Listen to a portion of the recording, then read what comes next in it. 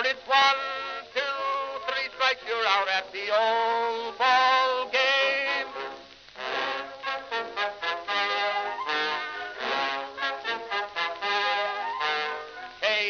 Casey saw all the games, knew the players by their first names, told the umpire he was wrong all along, good and strong. When the score was just 2-2, Casey knew what to do. Just to cheer up the boys she knew, she made the gang sing this song.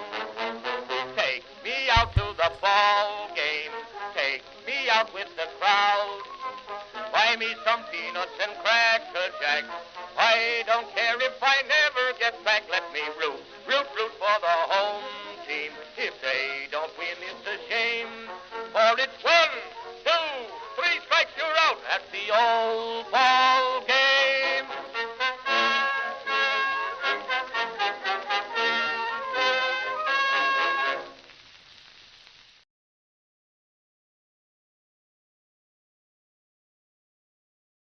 Hey, folks, I need a couple of minutes. I'm running late. Please stand by. We're going to just go through the intro again.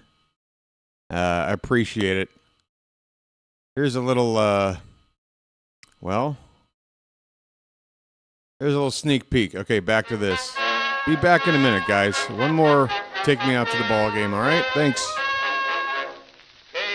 Casey was baseball mad, had the fever and had it bad. Just to root for the hometown crew every Sue, Casey Blue. On a Saturday, her young beau called to see if she'd like to go to see a show, but Miss Kate said no. I'll tell you what you can do. Take me out to the ball game, take me out with the crowd. Buy me some peanuts and cracker jack.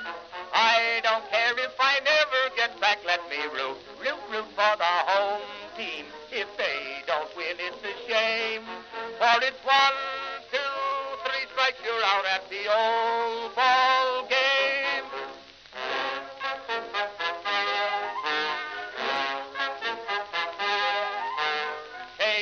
Casey saw all the games, knew the players by their first names, told the umpire he was wrong all along, good and strong.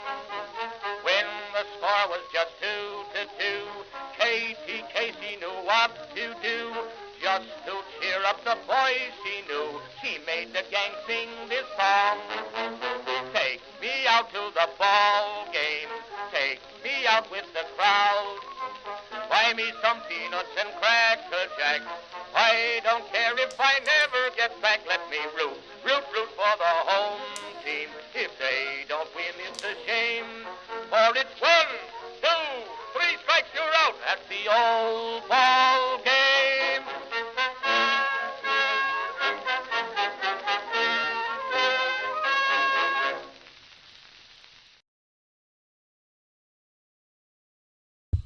All right, that's all the time I'm allowed. Let's get going here.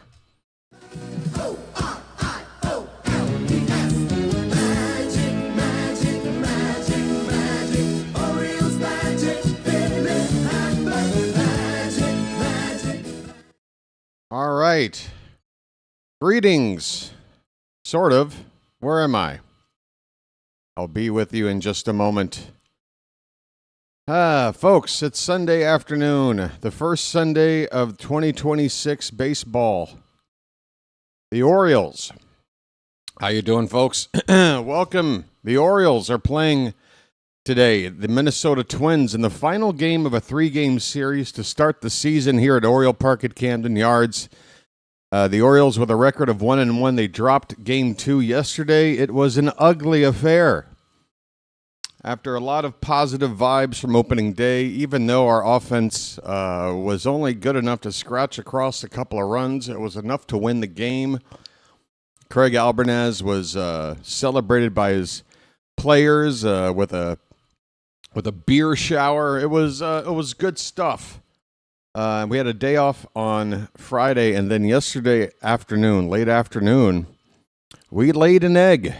We left 11 men on base, 10 of them by the 6th inning against the Twins, who we got to look at their bullpen for more than half of the game. It was rough. Couldn't get the big hit. Couldn't get a medium hit. Just enough hits to get runners on base and frustrate us. And, folks, the top of this Orioles order, what the hell is going on? Could somebody let the biggest 3 hitters in this lineup know that the season has started? The top 3 hitters in our lineup through 2 games are combined something like 1 for 23. And Gunnar, in particular, yesterday, God, he must have left. Well, he left the bases loaded once.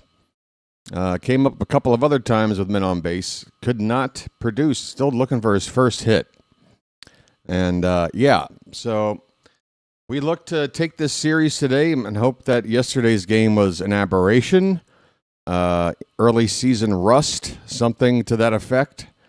We don't want to see more of that here today.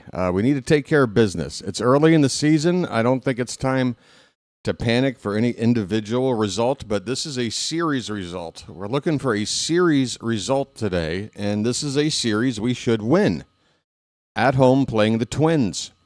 No offense to the Twins, but we have a better team than they do. We have better players than they do, I should say. I shouldn't say better team. A better team needs good management. And so far, the honeymoon period for Craig Albertnez, I've been more than happy with. I've been very impressed with him as a personality, everything I've seen in interviews, everything I've seen involving him interacting with his players and coaches. Everything has been good. And then what happened yesterday? Something happened. Something was a first, like, why are you doing that situation? I'm trying to remember what it was. The reason why I'm not remembering it quickly is because I'm looking at today's lineup, and this is truly, if it wasn't yesterday, or if it wasn't, yesterday, now's where I'm going, Craig, what's going on here, buddy? Again, I'm putting all of my faith into Albertnez, that the Orioles see something in this guy, and that it's there. And again, everything I've seen from him myself, I'm enjoying. So I'm just hoping he knows what he's doing, because today's lineup, folks, I'm not so sure about the decision-making going into today's lineup. We need to win today, and we need to win any way we can. And if we're able to win with this lineup, that's great. But if we don't win, I'm going to have even more problems that this is the lineup we went with. We have to win today. We'll talk about it here in a sec. I'm trying to get the game up right now.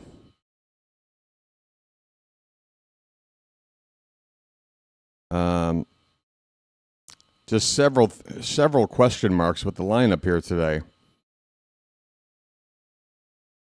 We going game? Are we good? Okay, there we are. Look at this little kid with his sunglasses on. Look at that drip he's got on. All right, let's go over the starting pitching matchup and then the lineups, and then we'll talk about everything just to make sure we're ready for first pitch. I need to close some tabs here.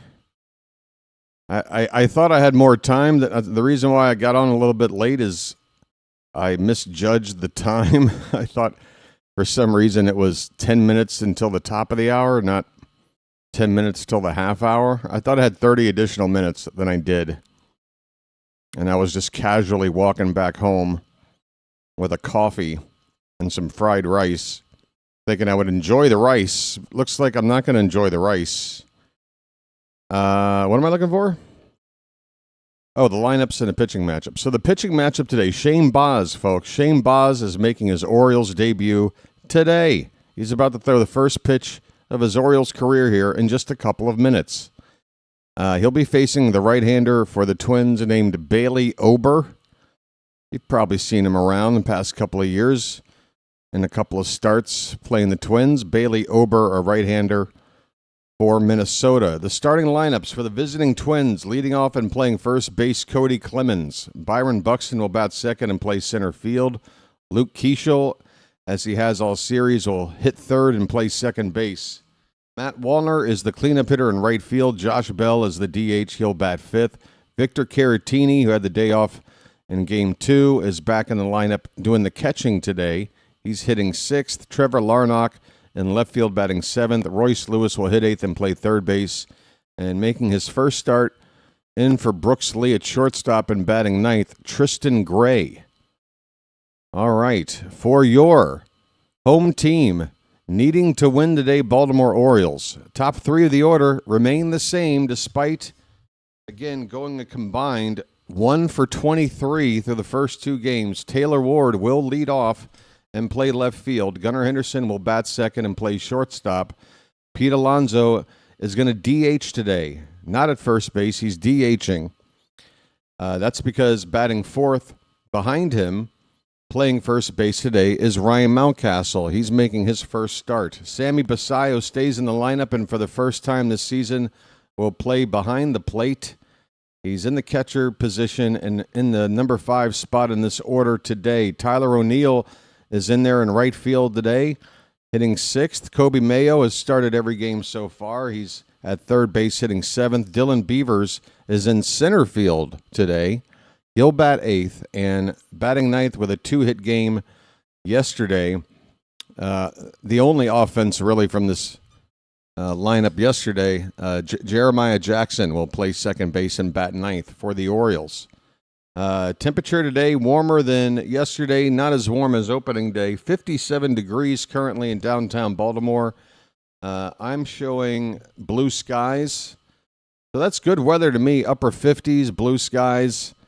You know, you work up a little bit of a sweat out there, so that offsets the 50. So it makes it feel like, yeah, it's perfect. Perfect weather for me to play some baseball, folks. Let's get the Charm City chat open over here. See what everybody's up to. There's Shane Boz on the mound right now, staring in. Nobody coming up to the plate yet. I guess he's just making his way out there for his warm-up pitches on the game mound. The Orioles wearing their home whites today, looking sharp. I hope we can get the bats going here today. How you doing, Charm City chat? I need to get the vertical side up over here. I need to do a lot of things. I'm running late. I'm late. I'm late for an important date. Yes, sir. Oh, I don't need volume there. I got some shrimp fried rice, kalpad gung, for you those that speak Thai. And I would like to at least get a few bites of it before it turns room temperature. So if I can get everything set up before first pitch, I might just jump off the air here for a minute and try to chow down as much as I can before first pitch, if you don't mind. All right, we're about ready. I can hear Jim Palmer's voice right now.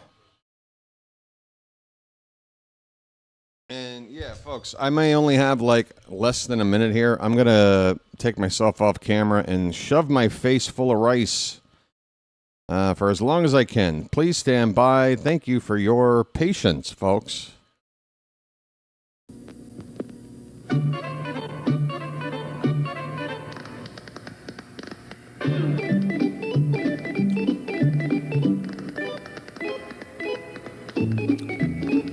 Stop advertising prop bets on your broadcasts, Masson.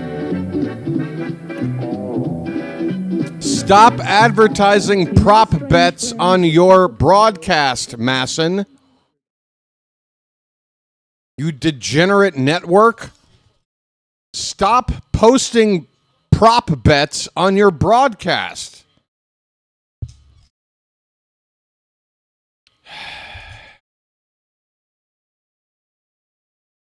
Cody Clemens is about to step into the batter's box. Folks, if you're following along with me watching the ball game, I may be a little bit behind you. What you're going to want to do is pause your game and then unpause it once I've caught up. Okay, so when you see the first pitch, pause the game and then let me call the first pitch and then unpause your game and you're good to go for the rest of the afternoon. Okay, folks? That's how it works. No spoilers in the chat now. Big no-no. Here we go. First pitch of the ball game to Cody Clemens. Here it is. It is low for ball one. So there you go. We're all synced up together now, right, folks? It is a beautiful looking afternoon here in downtown Baltimore. Clemens is hitting 200 after the first couple of games. That pitch is popped up to center field. Dylan Beavers is going to have an early chance in center. He's ranging to his right. He makes the catch. And there's his first major league start in center field. He's played 72 games in the minors in center, and he played a little bit there in spring training. I have to admit, I was surprised to see him playing center field today. But he's made the first play, first ball hit to him. Here is Byron Buxton. He goes after the first pitch and fouls it off to the right. All right, I'm coming back on the screen here, folks. Going to adjust everything. Make sure you can see what you need to see. Looks like I need to adjust. One out here. We're just getting started, folks. It's an 0-1 count to Buxton. Pitch is swung on and missed. A knuckle curve breaking hard down and away. That wasn't in the zone for a moment, and Buxton still chased a bad one there. No balls, 2 strikes. Man, if you can get him to swing at that garbage, we can have a nice day on the mound here. 0-2 to Buxton. The pitch. Oh, he went back there with the knuckle curve. That one just broke off the corner of the plate, and Buxton somehow able to lay off this one, even though it was a much better pitch than the one he swung at.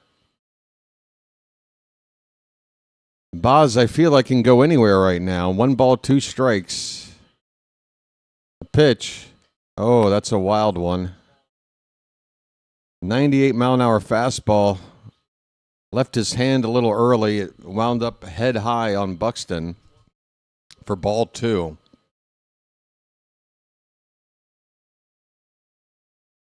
Buxton loves to play the Orioles. He's scored at least 1 run in the last 9 games he's played against us.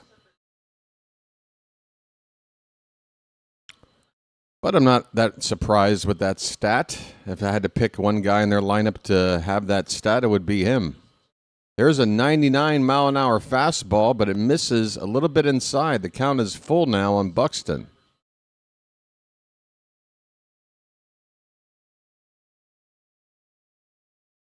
I must not watch much American sports on American TV. Well, Masson wasn't doing the prop bet thing until this year, I believe. That's a called strike 3. First strikeout as an Oriole for Shane Boz, but Buxton wants to challenge it.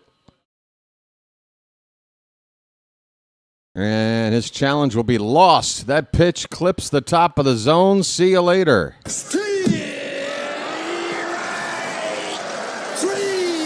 Well, y'all come back now, you hear?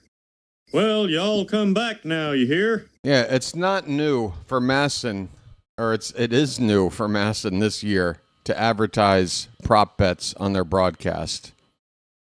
And I think it's, I think it's trashy.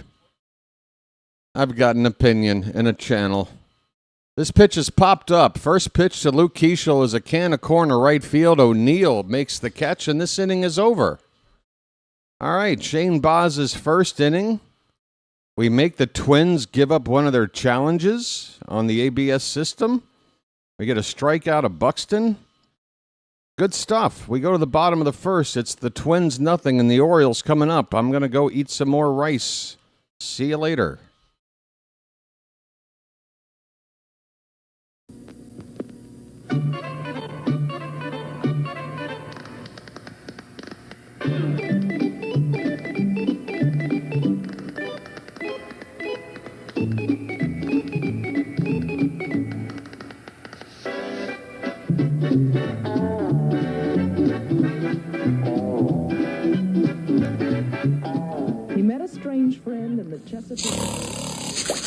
Bacon. Bacon. Where's the bacon? I smell bacon. Bacon. Bacon. Gotta be bacon. Only one thing smells like bacon. That's bacon. Bacon, bacon, bacon, bacon. There! From that bag. What's it say? I can't read. Please, please, give me what's in the bag. Chewy, yummy, smoky bacon. There you go. Oh boy, oh boy, oh boy. No, no, no, no, no, no. It's bacon! No, it's Bacon Strips, brand dog snack from Purina. Bacon Strips. Dogs don't know it's not bacon. It's bacon! This is great iced tea. Oh, wow. Here he comes. Let me show you what I mean now. By the first thing you do is get right up in their face, you point the finger. Then if you can't get close enough, you turn the hand around and kick some dirt. And then if he's missed a strike, you get over here and you put dirt all over the thing. You throw the hat down, you pick it up, you throw it, and then you're so bad, you throw him out of the game. You're out of here.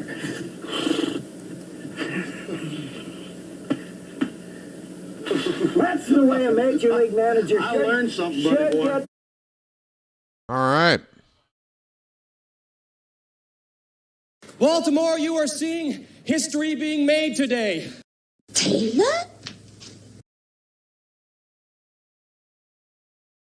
Okay, we're back. Bailey Ober, the starter for the Twins. Sorry. Thought I'd swallowed every piece of rice. I'm sorry, folks. Very unprofessional. It's ball one to Taylor Ward. I better wash everything down. I'm going to spit rice onto the microphone. There's a called strike.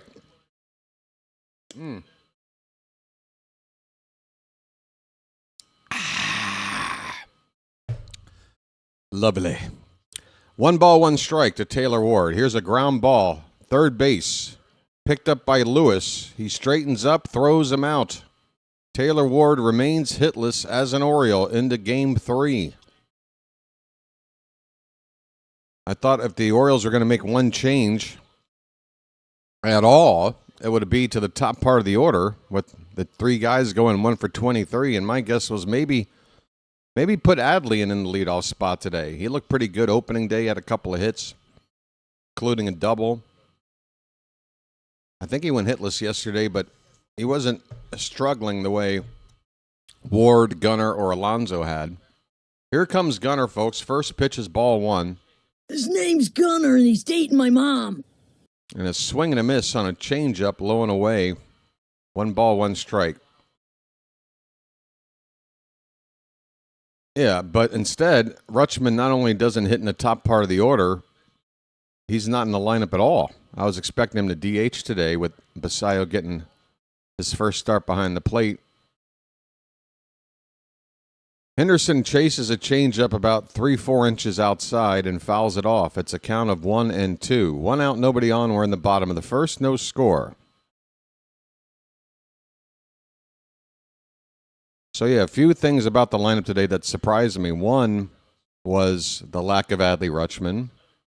2 was the lack of addressing the top 3 guys in the order, not changing anything after 2 tough games. 3 was deciding to start Dylan Beavers in the outfield. I assumed on days where you didn't want to go with Colton Cowser, which I didn't think would happen until we faced a lefty starter. We're facing a righty today. But instead of going with Taveras, Albert has put Beavers in center field where, it's his first major league start in center field. He's got a little bit of minor league experience.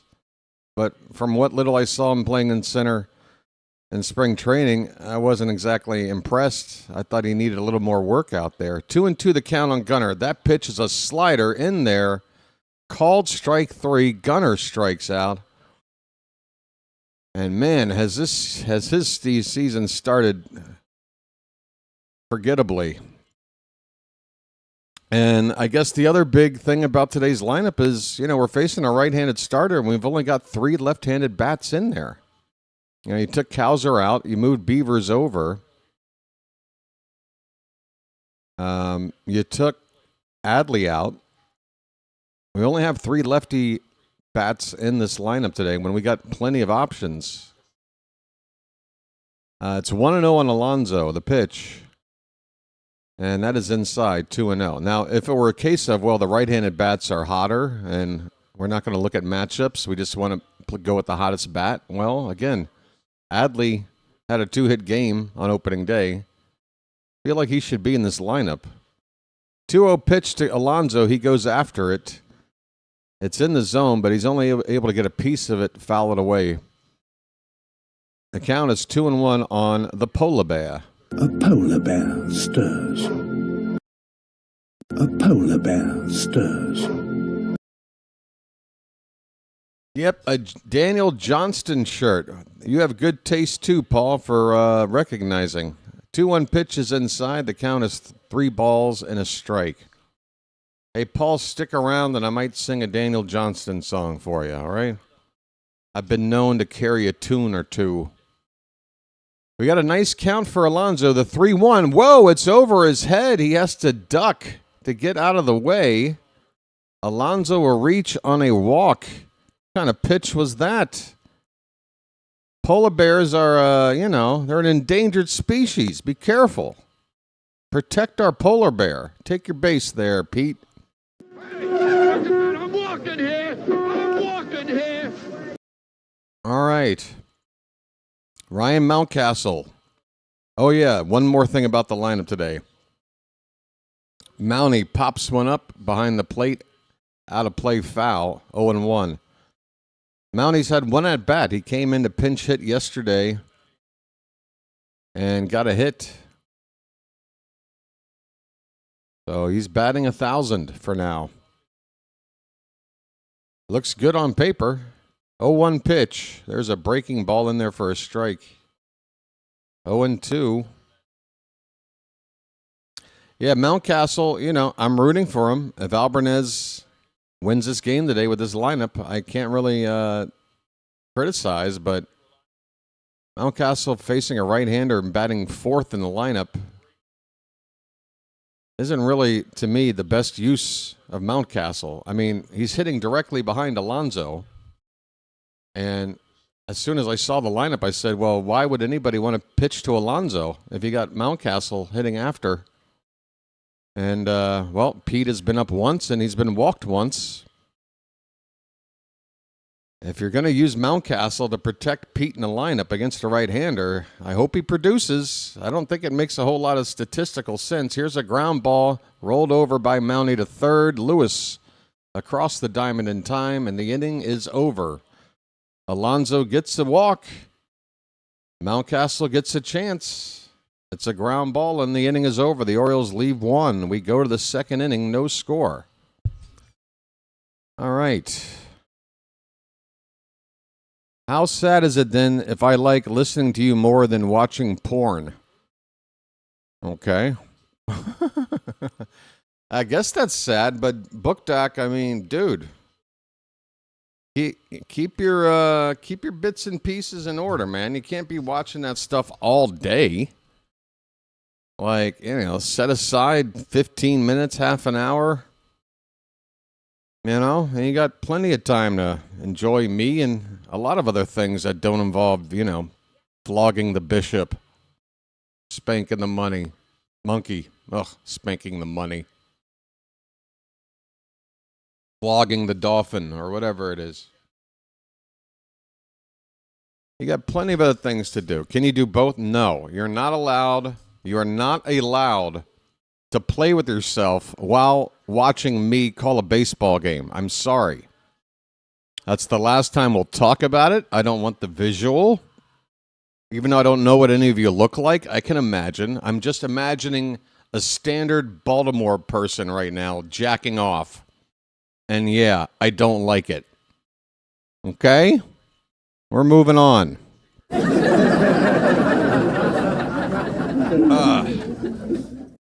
What are you people doing to me? It's the start of Game 3. We got 159 of these to go. Phantom, you entered at a very Baltimore moment. That's all it is. Folks, the word weird here doesn't apply. It's just Baltimore.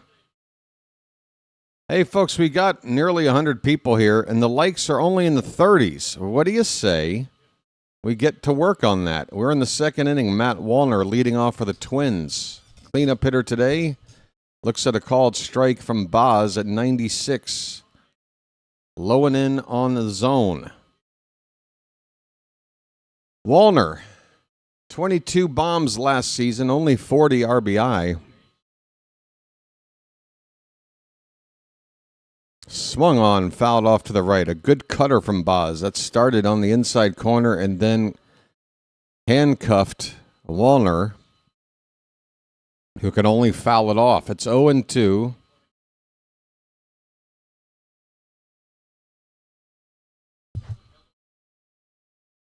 Line drive, base hit into center field. Wow. Not a good 0-2 pitch from Boz. Too much of the plate, and Wallner was ready. That doesn't look like a standard 0-2 count pitch or swing. That is a fastball right down the middle. Big mistake there by Boz on an 0-2 count. He had Wallner right where he wanted him. He had plenty of chances to get him to chase something. He threw him a fastball right down the middle. Here's Josh Bell. And he takes high for ball one.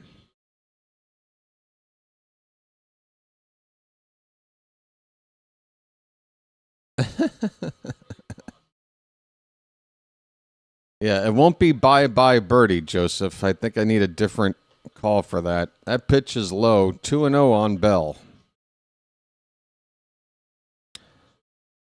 Bell is a power hitter. Switch hitter, and from the left side. The Orioles have the infield shifted for him to pull to the right. Here comes the 2-0. Up and in, and did that get him? Bell turns to the ump to get the confirmation. He is hit by a pitch. And things are starting to unravel here quickly for Shane Boz. Good first inning, got ahead 0-2 to the leadoff man. And then, again, a bad 0-2 pitch, served up a base hit, and now he's hit a batter. So 2 men on, nobody out. The batter, Victor Caratini, who has to call time before he sees a pitch. Looks like he's got something in his eye. Might have something to do with that hobby you guys have over there.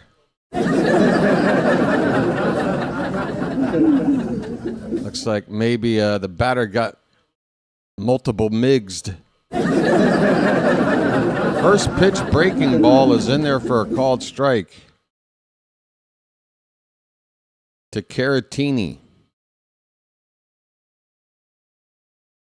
Shane Boz looks like a guy who has been avoiding sunlight for a long time.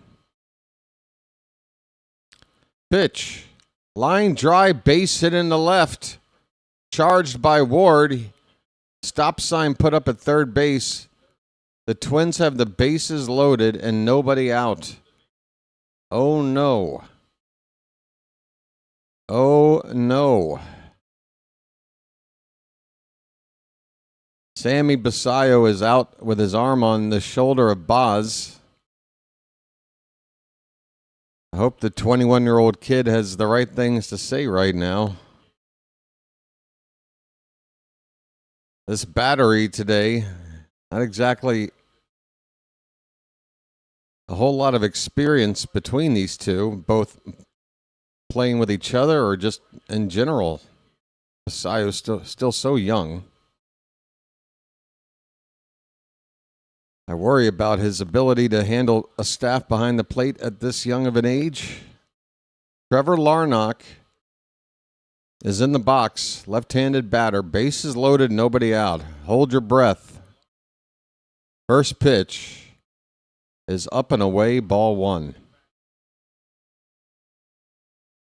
Velocity is there from Boz, hitting upper 90s.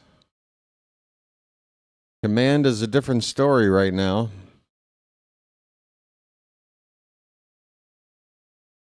1-0. That's high.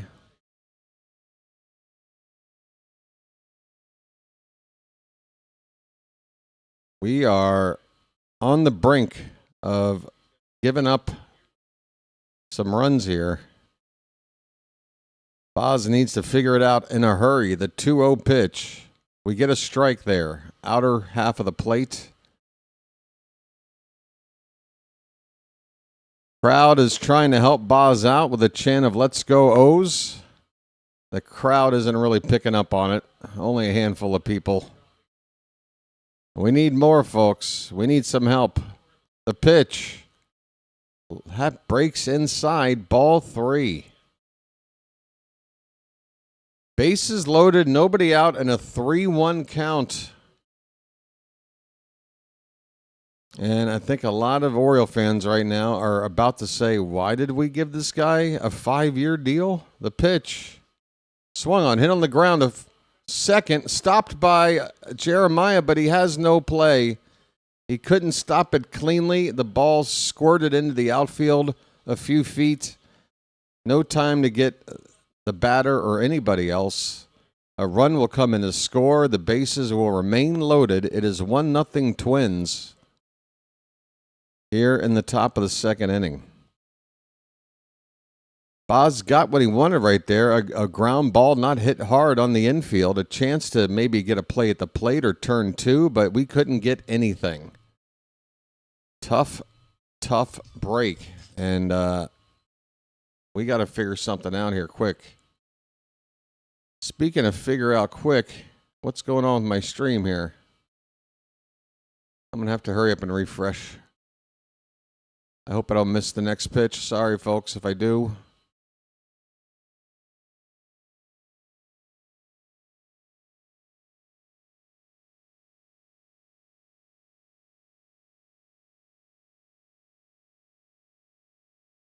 We got a pitch low. Is it 2-0 on this batter?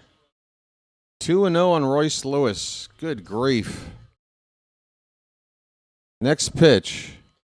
We get a strike. Basayo, you could see him take that pitch on the outside part of the plate and bring it back to the middle. Yeah. That was beyond a frame job. That was just begging to get a strike. All right, come on. 2-1 the count. Strike 2. Cut fastball on the outside corner. We need a strikeout. We need the ball kept on the infield. Infield is playing for a double play in the middle. First baseman is up on the edge of the grass, Mountcastle. Mayo's playing back a little farther. So it looks like the only place we're going to cut a runner down at the plate is possibly if a ball's hit to first base. Here comes the pitch, and there's a tapper right at the plate. Got a piece of the batter, got a piece of the catcher, it looked like, too.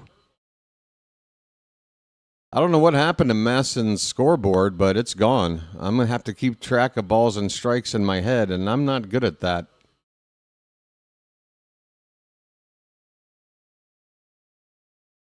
I know we're not to a 3-ball count yet, but I might need a reminder after this next pitch. Here it comes. Reached for and fouled back. All right, well, we definitely have 2 strikes. What is it, 1-2, 2-2? That was triple digits on the fastball from Boz. How about you blow one more by this guy and get a strikeout?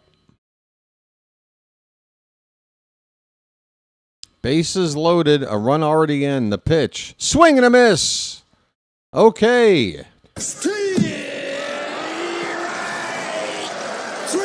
Well, y'all come back now, you hear?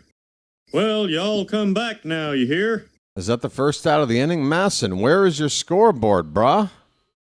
What, do I need a membership to the Truist Club to get access to the scoreboard now? $15,000 a year to see what the score is? Swing and a miss by, who we got? Tristan Gray.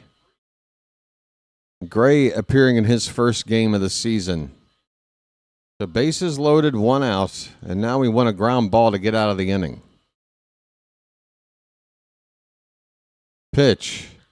That ball's hit hard to right. That's going to drive in at least 1 run. A diving attempt by O'Neill comes up short. That ball will get down and clear the bases. Oh, wait a minute. No, we got 1 out on the bases, but a run. Yeah, he still cleared the bases. There was a mix-up on the bases. Trevor Larnach was going to try to stay at third. The throw was coming in that way. He broke for the plate because the runner behind him, the batter, was trying to get a triple out of this. The Orioles get the batter, don't get the runner coming home. And because of that, it is we should have gotten that guy instead. We got the wrong out. It cost us a run. It is 4-0 Twins, just like that, folks. Base is empty, 2 down. And this got ugly very, very quickly. The number 9 hitter has gotten us again. A 3-run double. And we're behind 4-0. That pitch is outside. We're back to the top of the order with Cody Clemens. I can't imagine how you're feeling right now as an Oriole fan, folks, because right now I feel like I've been sucker punched. Pitch. Swing and a miss. Like, this is where I give a guy like Ben McDonald credit for maintaining his composure. Like, I can hear Ben McDonald just casually talking about baseball stuff as if there isn't a sinking ship happening right in front of his very eyes. Here's a fly ball to center. Beavers broke in, now goes back on it, and he will eventually make the catch on the track. Didn't get a good read off of it, playing center field, but luckily the ball was in the air a long time, and he had plenty of time to make up for that misstep. That ends the inning. That was ugly. That was very, very ugly. The Twins score 4 runs. And, we are behind. We haven't scored 4 runs on the season yet. And that's what we got to make up for now. This is rough. This is rough, folks. Go grab a beer. What time is it? 2 o'clock? All right. It's 5 o'clock somewhere. Get your drink on. I'll be right back. Just let's get drunk together, all right? Come on.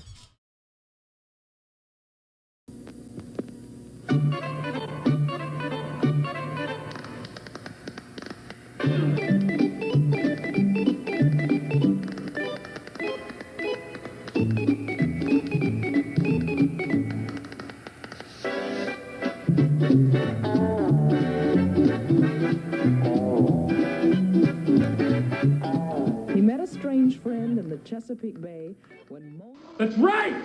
We can't have anyone freak out there, okay? We've got to keep our composure. We've come too far. There's too much to lose. We've got to just keep our composure. Drop the big one. What? Over? Did you say over? Nothing is over until we decide it is. What was that? It was bad. It had nothing, no fire, no energy, no nothing.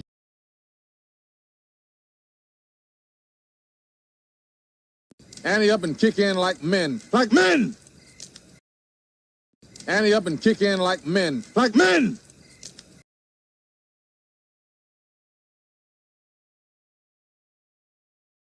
Bottom of the second inning.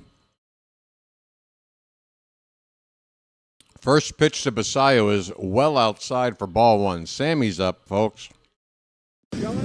Sammy. Popped up, and Sammy's body language immediately slouching after hitting this pop-up. No, I'm sorry.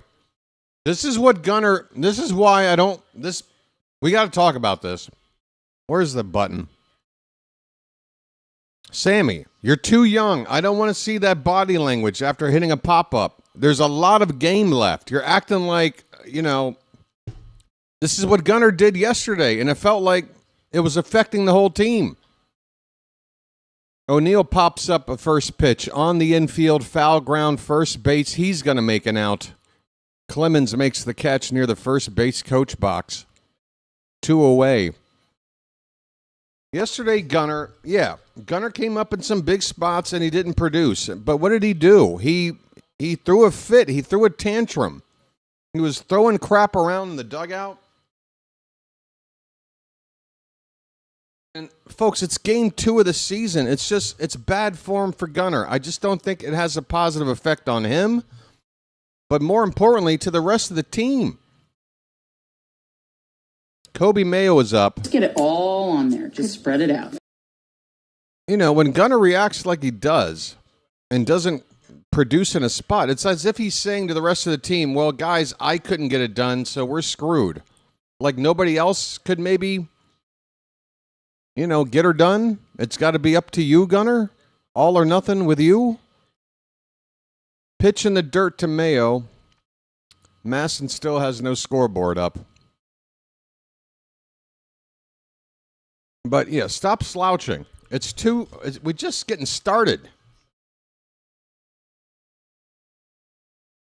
I mean, if you're upset with your own choice to go after first pitch and pop up, then keep that in your head. Go back to the dugout. Figure out what you want to do, how you want to change something. But don't tell the rest of the world that you're throwing a fit.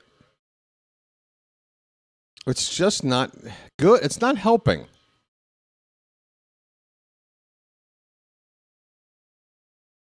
Somebody has got to get in the ear of these guys, whether it's Albanese or Alonso. If Alonso wants to be the leader of this team, somebody has got to say something about this crap.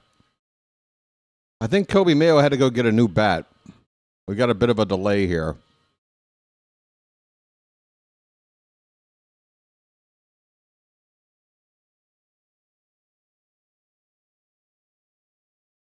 I don't know what the count is. The pitch. That looked like it hit the top of the zone. The ump says ball. The Twins only have their one challenge remaining. They wasted one early, so they're not going to try and challenge that pitch.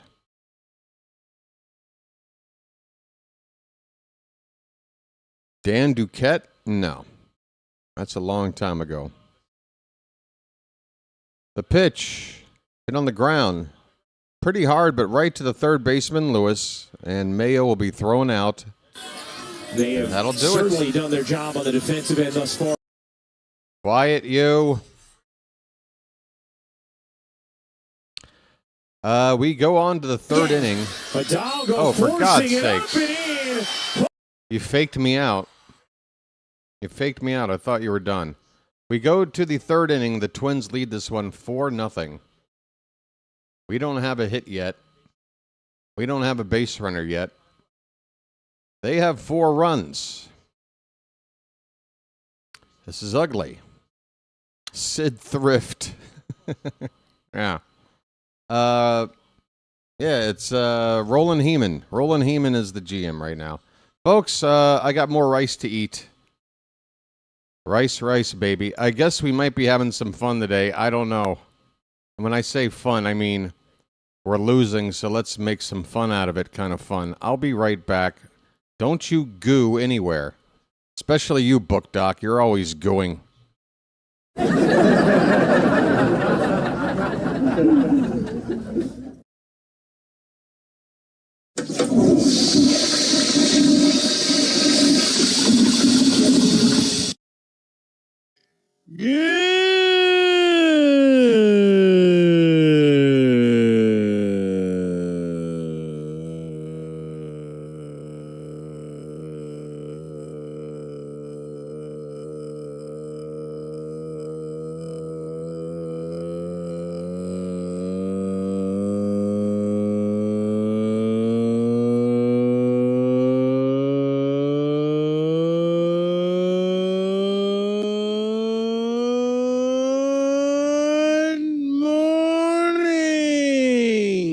Great success. Great success. Hey, everybody, we're all going to get laid.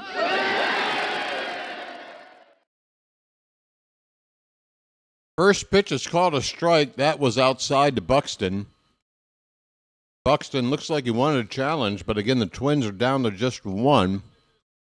But that was way outside. You get the call.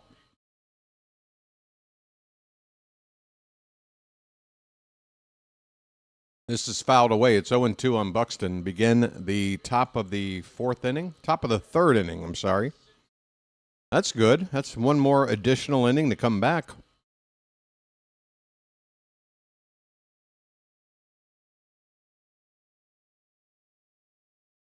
The 0-2 pitch. That one's hit in the air to left. I mean, on 0-2, that is too fat of a pitch. Taylor Ward has just enough room out there near the splash zone in left center field to make the catch on the track. Boz, when you get to an 0-2 count, work the corners or throw a pitch that breaks off the plate and get a chase. You can't be throwing fastballs down the middle on 0-2, man. What are you doing?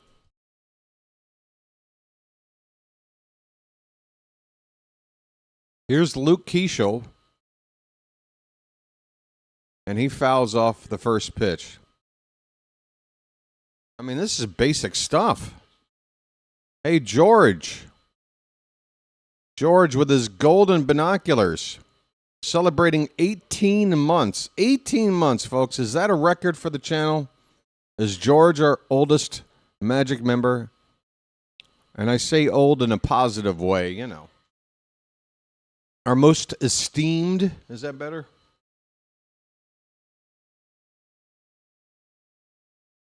It's great to see George. George says it's game 3. Let's go. That's right, folks. It's game 3. Thanks so much, George.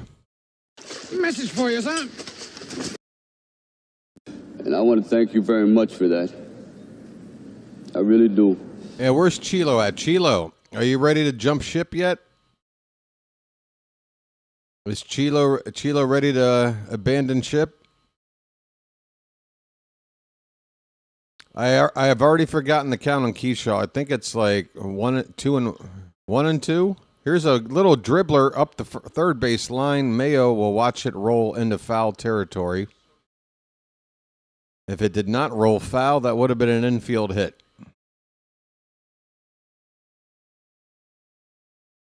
Book Doc's been around since the 300 sub days. But no interest in getting some binoculars, I see. Hey there, Book Doc. Fair enough, sir. Fair enough. Hey, folks. By the way, talking about subscribing, it's been a great start for the channel in that way.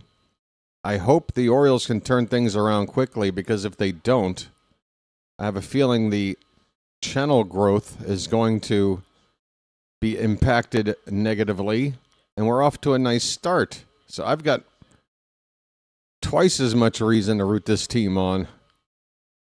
Here's the pitch to Keyshaw outside. Boz gets it up there, 99. Got no problem with the velo.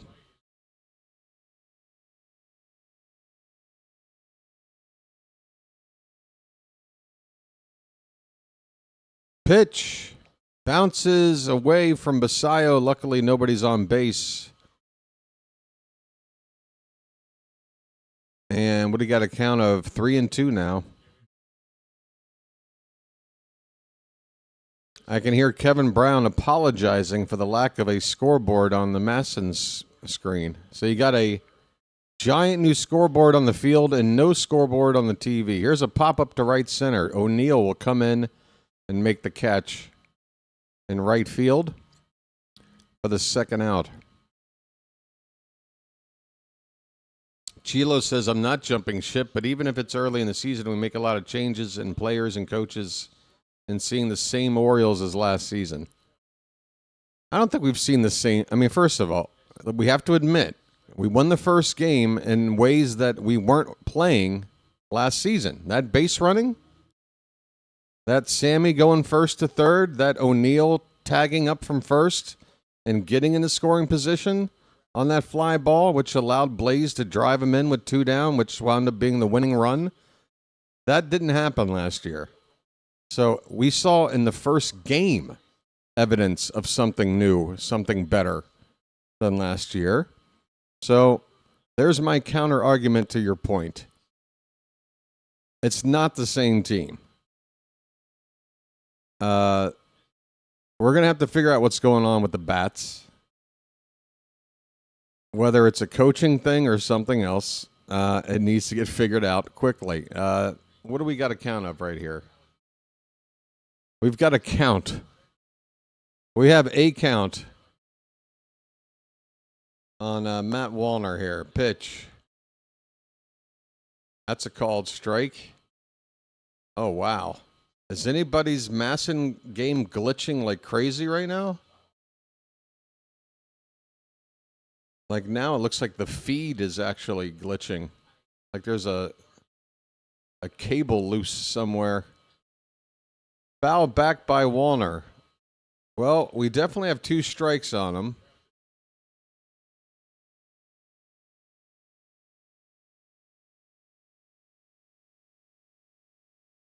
And yes, there's a feed glitch.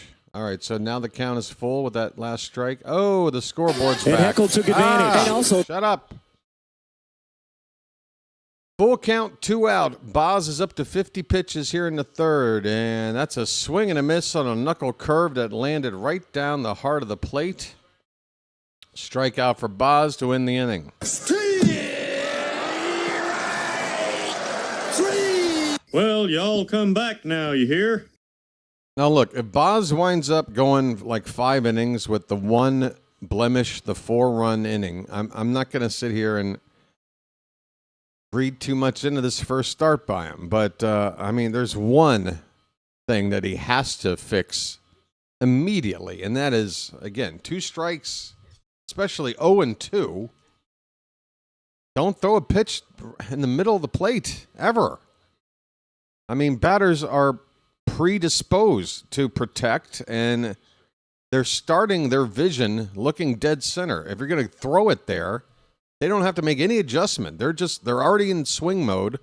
You're putting it on a platter, and you're turning a very advantageous 0-2 count into an advantage for the hitter. When you do that, just don't throw it down the middle on 0-2. He did it twice today, and it burned him both times. You feel me, Charm City chat? Do you feel me? Folks, we got a lot of people. There you go. Matt's posting the stats right now. We got more than twice as many people watching than have hit the like button. So I need to go out there and, I got to do that hustle. This is a YouTube hustle, folks. It's a daily grind. I need to remind folks to please hit that thumbs up at the bottom of your screen. You got to pitch in with everybody. We started opening day with 270 likes. We got to 150 for game 2. I don't want to see that number continue to drop. We have to at least get to 100. I'd like to get back to 150 like we did for game 2, but we got to get started. We're on 68. We got to get going. You know, the team might be playing a little bit sloppy. First pitch swinging by Dylan Beavers. It's a fly ball to straightaway center field.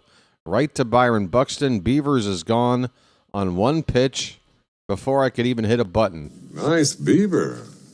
Thank you. So a quick out. And just 29 pitches for Ober before that first pitch. Oh, no, that was 20. That was the 28th pitch to get the first out in the third. So we need to make Ober work a little more as well. Here's Jeremiah, 2-hit day yesterday. It's making his first start yesterday. He drove in the only run for the Orioles in that loss. He's behind 0-2 here on Bailey Ober.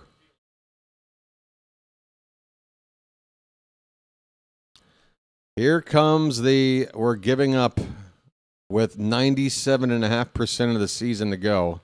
Here's a line drive, base hit in the left field by Jeremiah.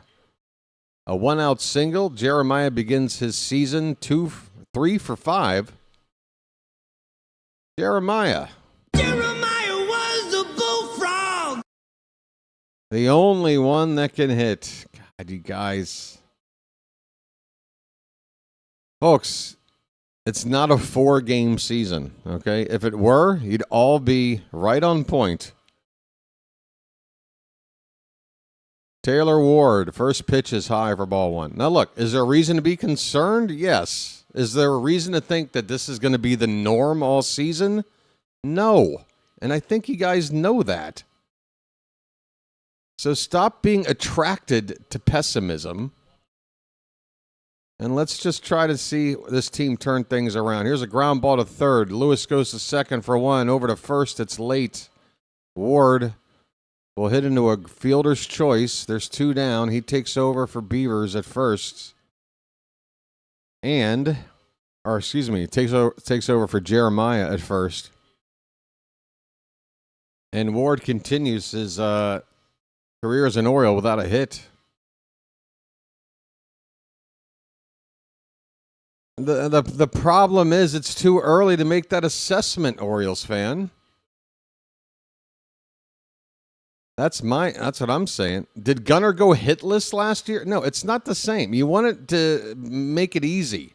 Have a nice, easy comparison. It makes things easy.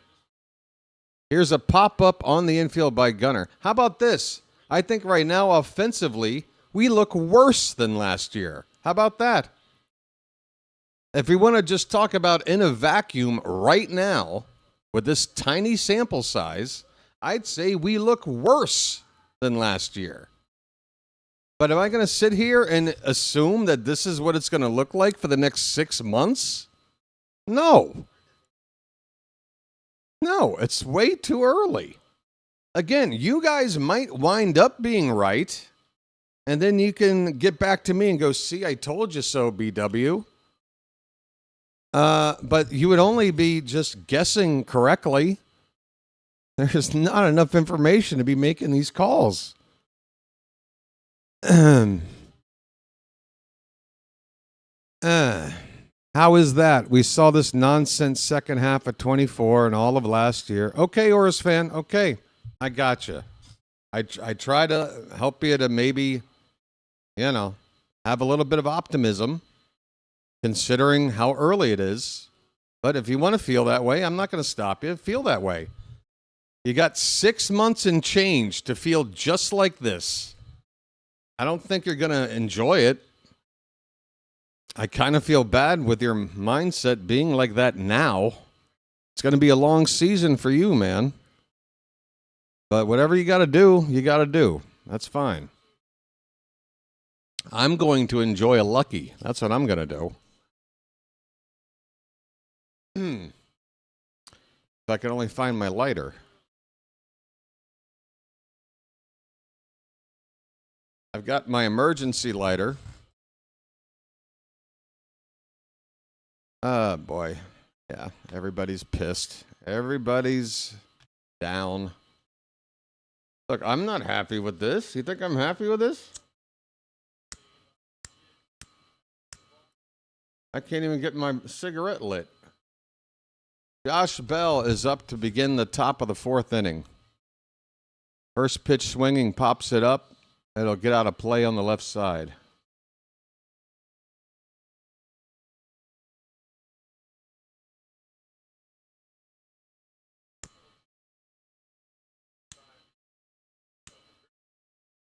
It's just like, it seems like people are always in the race to want to be the first to go, see, we do suck. Like there's some award for being the first to recognize. Dylan Beavers, a fly ball hit to his direction in center field, had no idea where it was. He had to put his glove on his head to protect himself from getting hit by a ball he couldn't see. Josh Bell just hit a sun ball. Beavers could not see it, and boy, folks, you can't make it look any worse than it looks right now. You can't make our team look any worse than they're looking right now. But I'm not going to sit here and go, oh yeah, it's just like last year. Every time a fly ball's hit somebody's way, they'd lose it. No, something is very wrong here, okay? But,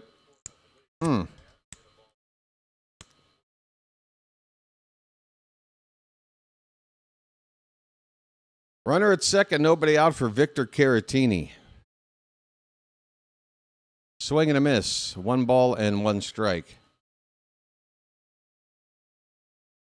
They put Beavers in center field today.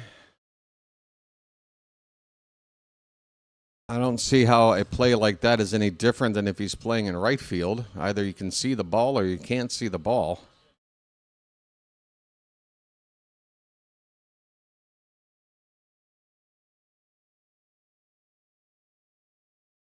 The 1-1 to Caratini. Fouled away. 1 ball and 2 strikes. Yeah, Orioles fan, I would have expected us to get off to a better looking start too. I do. Mick Abel is up in the Twins bullpen already. Not sure why. Bailey Ober's been doing fine so far. Swing and a miss by Caratini, and he goes down in a heap. It's a ball and 2 strikes.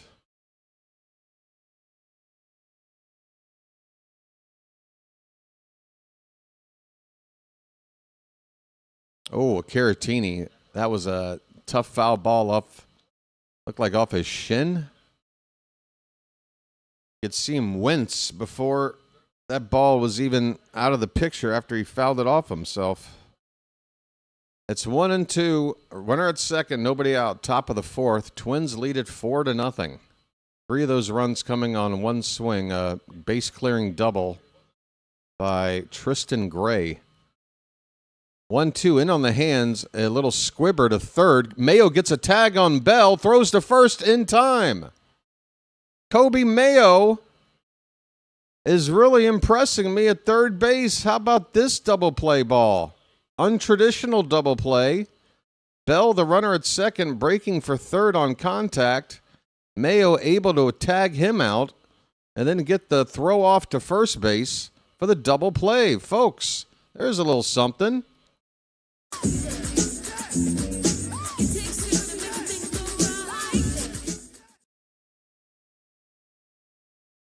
They care more about gay uniform night than winning. Mr. Fred, that's the kind of nonsense, ridiculous crap that puts you in timeout, buddy.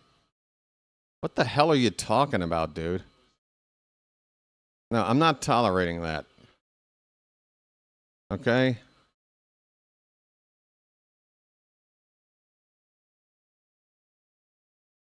Some of you folks have a pretty warped idea of priorities, I got to tell you.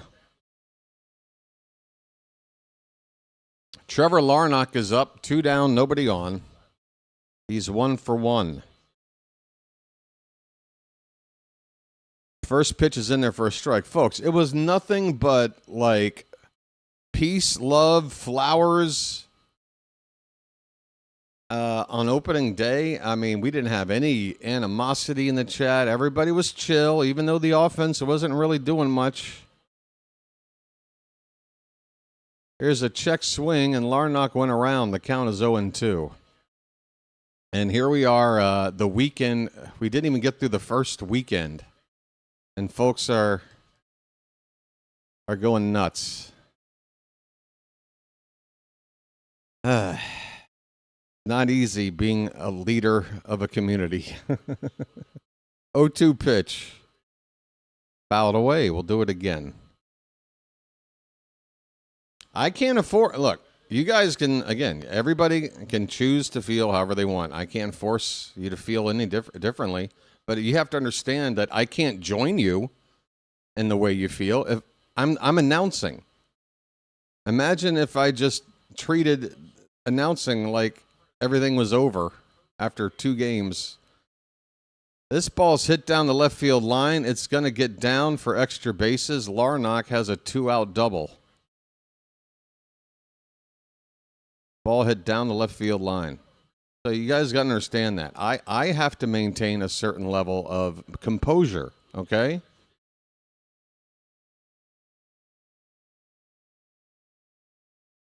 I need a reason to want to get up at 2 o'clock in the morning to call a baseball game because I have to have some belief that my team's going to figure some shit out.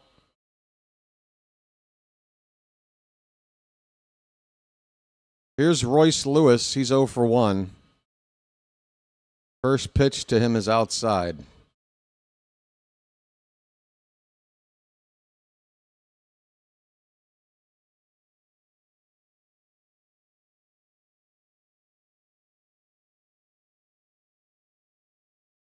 The 1-0 to Lewis.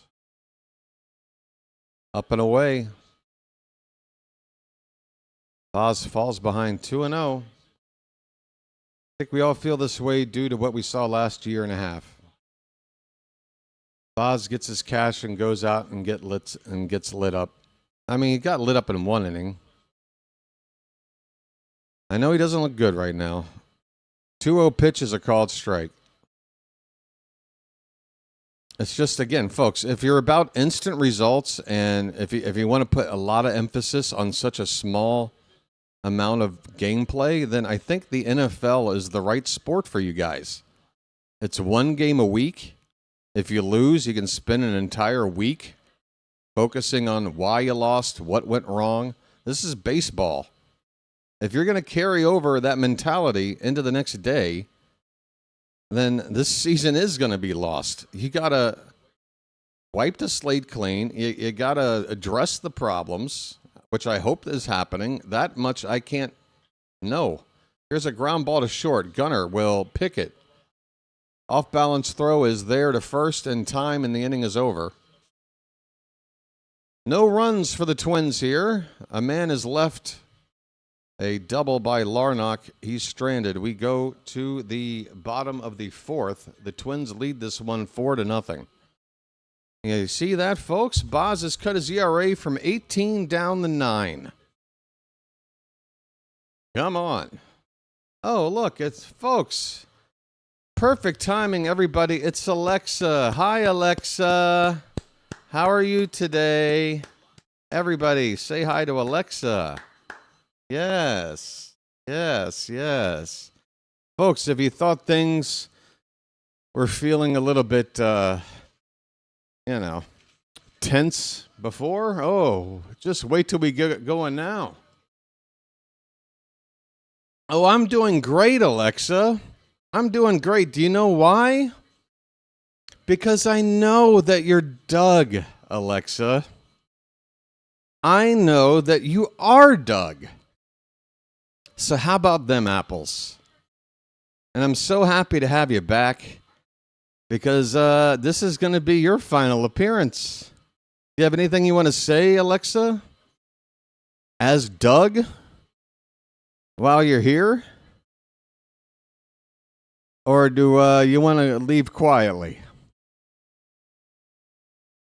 Are you freaking out right now? Are you trying to figure out what to say? Do you not know what to do? I'm not Doug, question mark? I'm not Doug, question mark, exclamation point, exclamation point, exclamation point? Okay, Alexa, you helped me, did you? Did you help me? Hey, you want to know how I know it's you? What are you talking about? Oh, God, now you're sounding like Doug, Alexa. That's what Doug would say. You know that? That's exactly what Doug... So you know what you've done, Doug?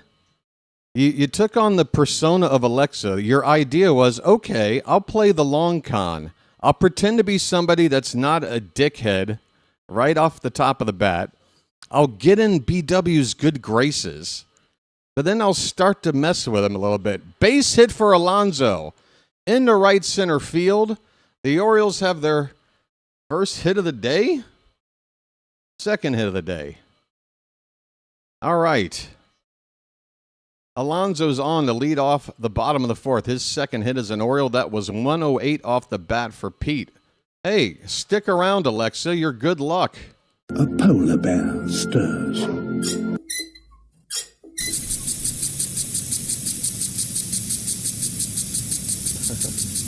Yeah, so I know it's you, Pete. So here's the point I want to make is that, yeah, you did nothing wrong, right? And that's the point. You could have just hung out and done nothing wrong, Doug.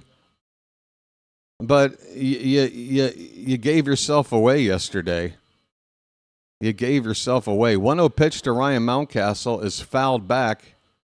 The count is 1-1. You gave yourself away yesterday. You know that, right? So the point is, first of all, you need to know that you're not as clever as you think you are. Because if you recall, and if you're going to be honest, I called you out for being Doug like over a month ago. The only reason it took this long to feel 100% sure is that it's just so unbelievable that somebody would devote this much time and fake being somebody that's nice. Which just proves my point because, Alexa, before yesterday, didn't I treat you fine? Didn't I treat you fine before yesterday, Alexa? That's how you would have been treated as Doug. Just be cool, and you get treated fine. So you proved my point. Ryan Mountcastle with a fly ball to right field. That'll be caught out there by Matt Wallner for the first out. 1 down, runner at first. Here comes Basayo. So, Doug, everything you've done, all of your attempts, I didn't do anything wrong. He added me. I don't understand why I'm being treated this way. I don't understand why I'm being treated this way. Because you're Doug, dude. Hey, Pug Dog. You know what you can do with the name Pug Dog? You can take letters from that and rearrange it to make the word Doug. Is that your little secret there? Doug? Doug, you lost. You lost, Doug, again. By the way, I saw you come into my Discord in the middle of the night. It was 3:30 p.m. local time for me, which means it was 3 in the morning for you. On my Discord, re-entering, using my name. Here's a base hit by Basayo in the right field. And a little bobble out there. But Alonso will have to put on the brakes at second base. The Orioles with runners at first and second. Alexa, a.k.a. Doug, please don't go anywhere. I want to continue to make fun of you, and your presence is giving us good luck. Folks, we got 2 men on.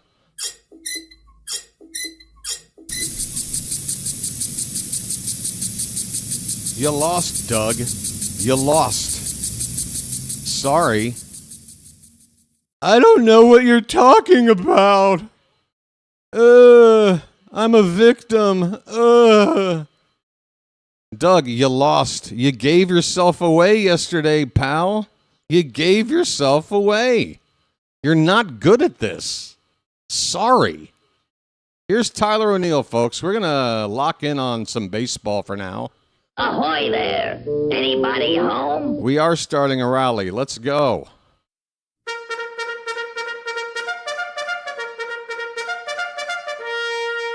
First pitch is up and in, ball 1 to Tyler O'Neill. So, Doug, if I were you, I would just go ahead and reveal because as Alexa, you're going to get banned today either way.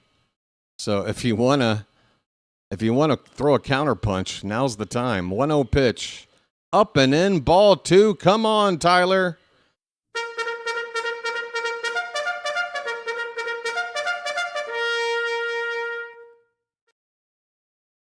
Two balls, no strikes. 2 men on, 1 man out. The Orioles are begging to open the floodgates. Get an extra base hit. Come on. 2-0 pitch. That's upstairs. 3-0. Come on, folks. I'm being framed.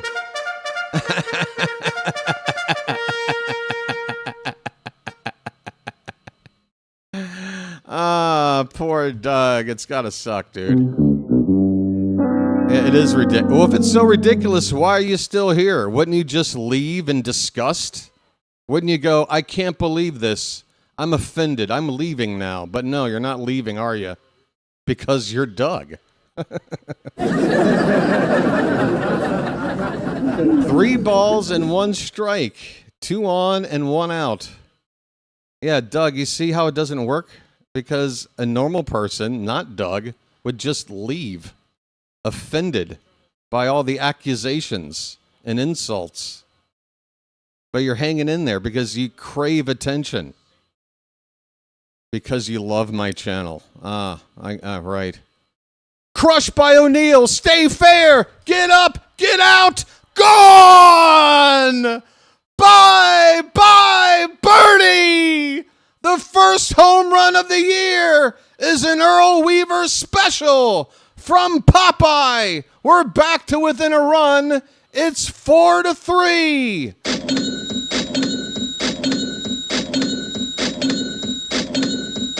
Oh, thank you, Doug. It's magic, you know. It's magic. On a magic carpet ride. On a magic carpet ride. You believe in magic.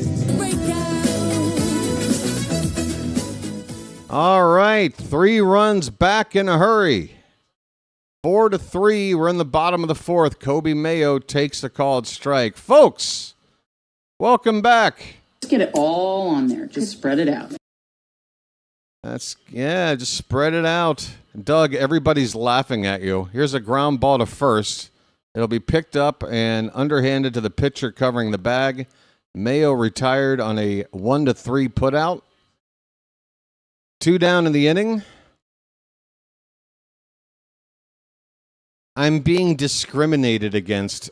Do you understand what the word discrimination means? What? I guess I have something against jerk-offs. I discriminate against jerk-offs. And you, sir, take the cake. Hey, Rhino, how you doing, buddy? Morning to you.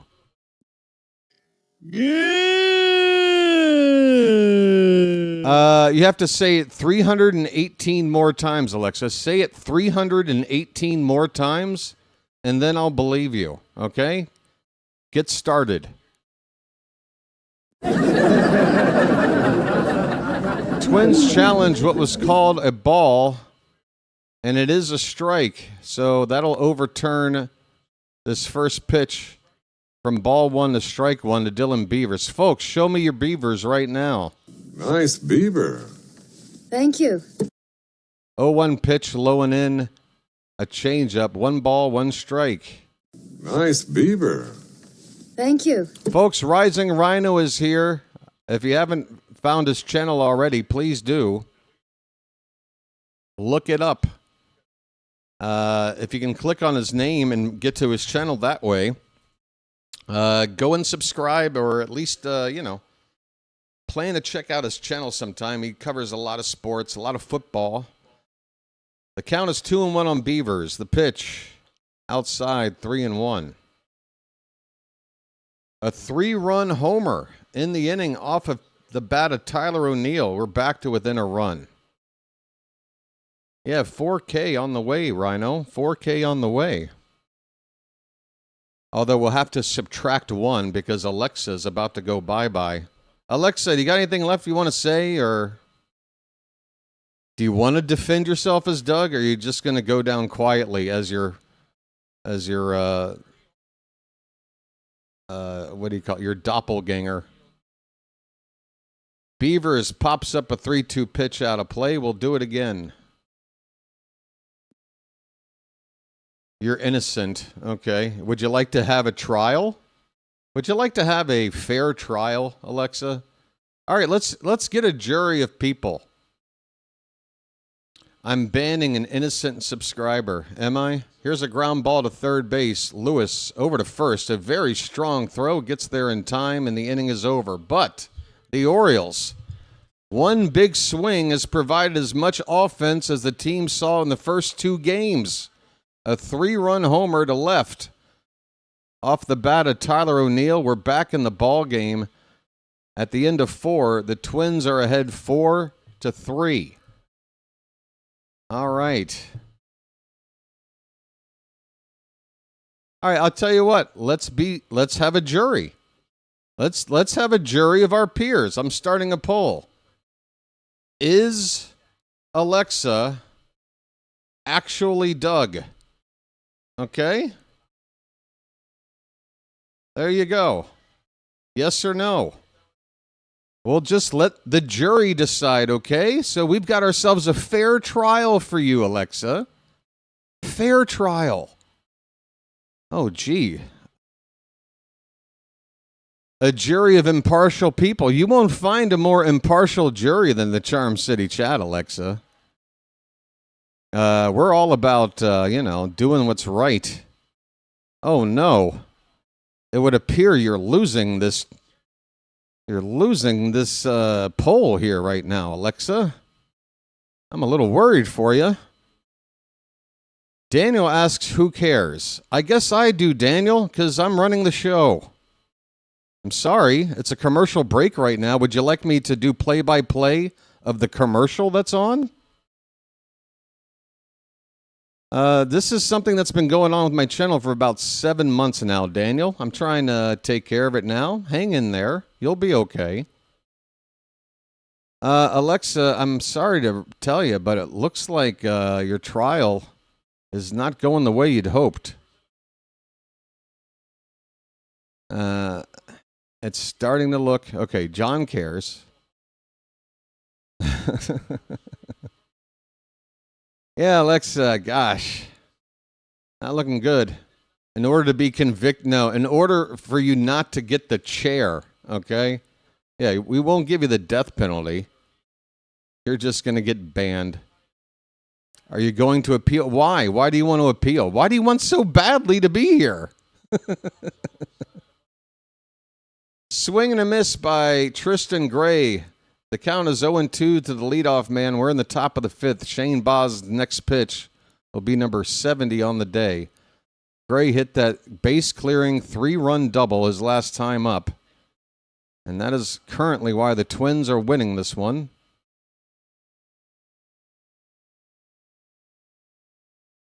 Here's a ground ball to first base. Alonso will pick it up, tap the bag himself. I'm sorry, that's Mountcastle out there, not Pete.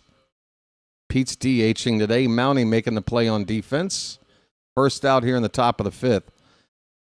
Because I enjoy the channel and talking with everybody. Well, that's amazing. When I ask you what you like about the channel, you say everything but me. You don't say, well, I like you. I like the way you call a game. It's just the channel itself and the people. It's not me, right, Alexa? That just, again, that's such a Doug thing to say. Because as Doug, pretending to be an Alexa, you don't want to admit that you like what I do.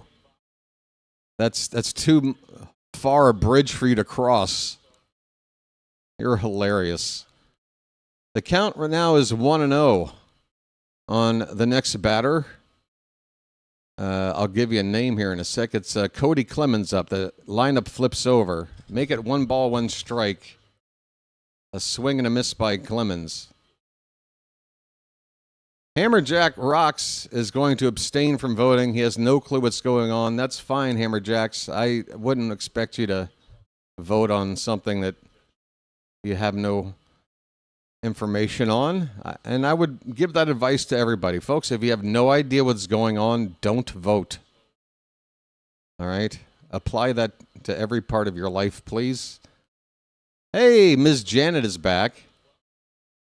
Is this how you treat all your subscribers? This is what Doug would say, by the way. This is what Doug would say, Alexa. This is what Doug would say. You're starting to sound more like Doug. Your Alexa persona is wearing off, and your inner Doug is coming out right now. It's falling apart, buddy. It's falling apart today. I'm so sorry. 3-1 pitch to Clemens is fouled back. We got a full count. I'm just sitting here letting you hang yourself. I'm enjoying it. I'm enjoying it. I'm being a little bit selfish today. Sorry, everybody else in the chat. But this has been 7 months in the making, and I'm enjoying this. Here's the payoff pitch to Clemens. Swing and a miss. Boz gets Clemens to chase ball 4 for strikeout. Second out of the inning.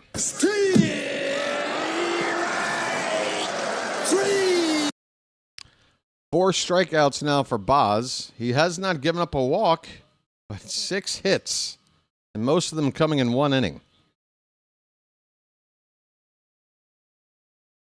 Hey, what's this about trash talk? That's something Doug would say. Here's a pop-up, right field, long run for O'Neill, still going, and that ball's going to bounce in there in fair territory. Buxton's off the bag. Buxton ran past second. I don't know why. The ball was handled out there, and the ball was coming in that way. Buxton took a wide turn, and I don't know why. He gets caught off the bag, and the inning is over. Thank you, Byron Buxton. Besides that, it's on the reflexes. He lost sight of the ball. He just plain lost sight of the baseball, decided to turn second without knowing where the ball was, and he's done. You are just saying, regardless of what I say, Doug would say it, so I just can't win. Can't win. You know why you can't win, Alexa? Because you're Doug. That's why you can't win. As Doug. And it's sad, isn't it? Isn't it sad? This is all just a misunderstanding, man. You're wrong. Dude, again, your ability to manipulate stinks. You're not good at manipulating. If you were, you'd probably be a very rich person right now with better things to do than to, obsess over my channel for 7 straight months. But you're not very good at it, are you? You're not good at manipulating. You're not good at anything that I've seen. You're rather talentless, Doug. And, am I lagging? Thanks for the update. Why, are you missing some of my insults toward you?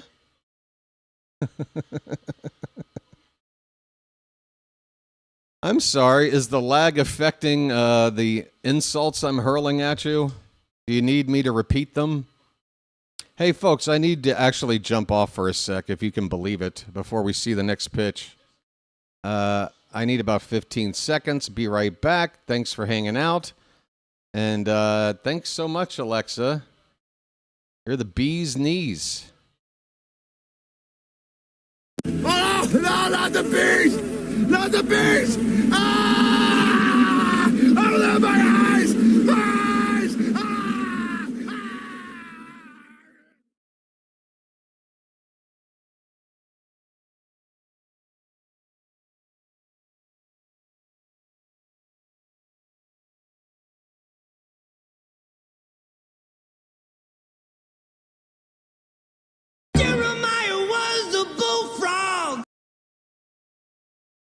Folks, we begin the bottom of the 5th inning, and the starter for the Twins is out of the game. Bailey Ober, his day is over. Mick Abel is on the pitch now, a right-hander. He played in 10 games last season, was with the Phillies, moved to the Twins, combined ERA of 6.23 in those 10 games, 39 innings pitched. He's got an 0-2 count on Jeremiah Jackson, who's already got a hit today. That pitch is a sweeper breaking outside. 1-2 on Jeremiah. After Jeremiah, the top of the order for the Orioles.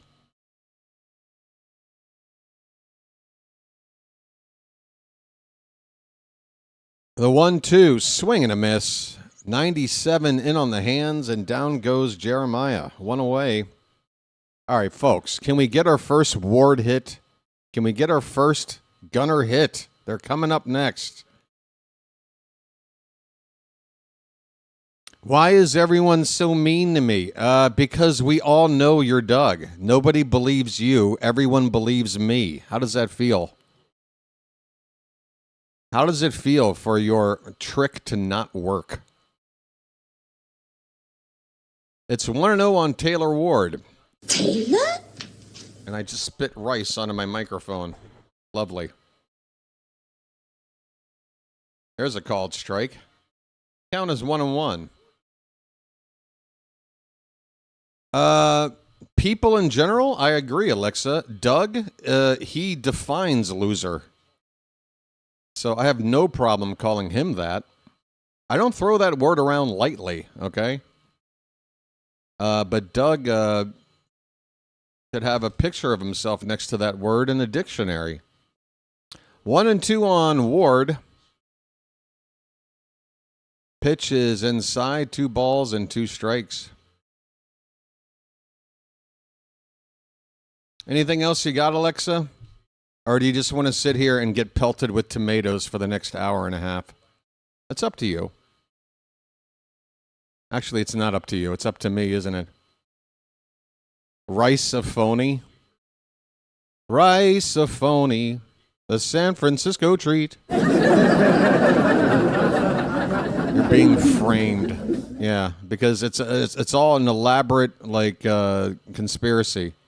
That is ball 4, a 3-2 pitch close to the low outside corner. Are the Twins challenging this? If they lose it, they're out of challenges. They're challenging, and it is a strike. Oh, by about 1/10 of the baseball, it hits the bottom of the zone, and instead of a 1-out walk, it's a strikeout of Taylor Ward. 2 down, nobody on.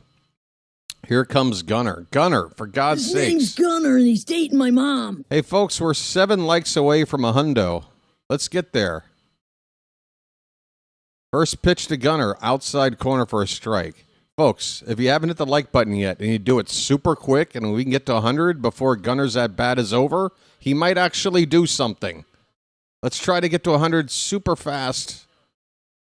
That pitch is low and away. We've got time, folks. The count is 1-1 on Gunner. His name's Gunner, and he's dating my mom.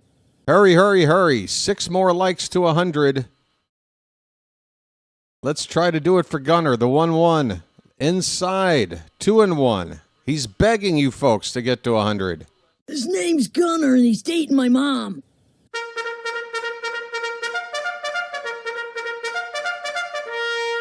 Just 4 likes away, and Gunner will do something. Come on, folks. We're there. Pitch. Opposite field. That ball's going to get down for a base hit. The moment this channel hits 100 likes, Gunner gets his first hit of the season, and don't you dare tell me that was a gimmick. That shit worked. Gunner finally breaks his duck. He's got a hit. It's a 2-out single. Here comes the polar bear, folks. A polar bear stirs. That shit worked. Let's go. Alonso 1 for 1 today. First pitch. Outside corner for a strike, 96 with a fastball.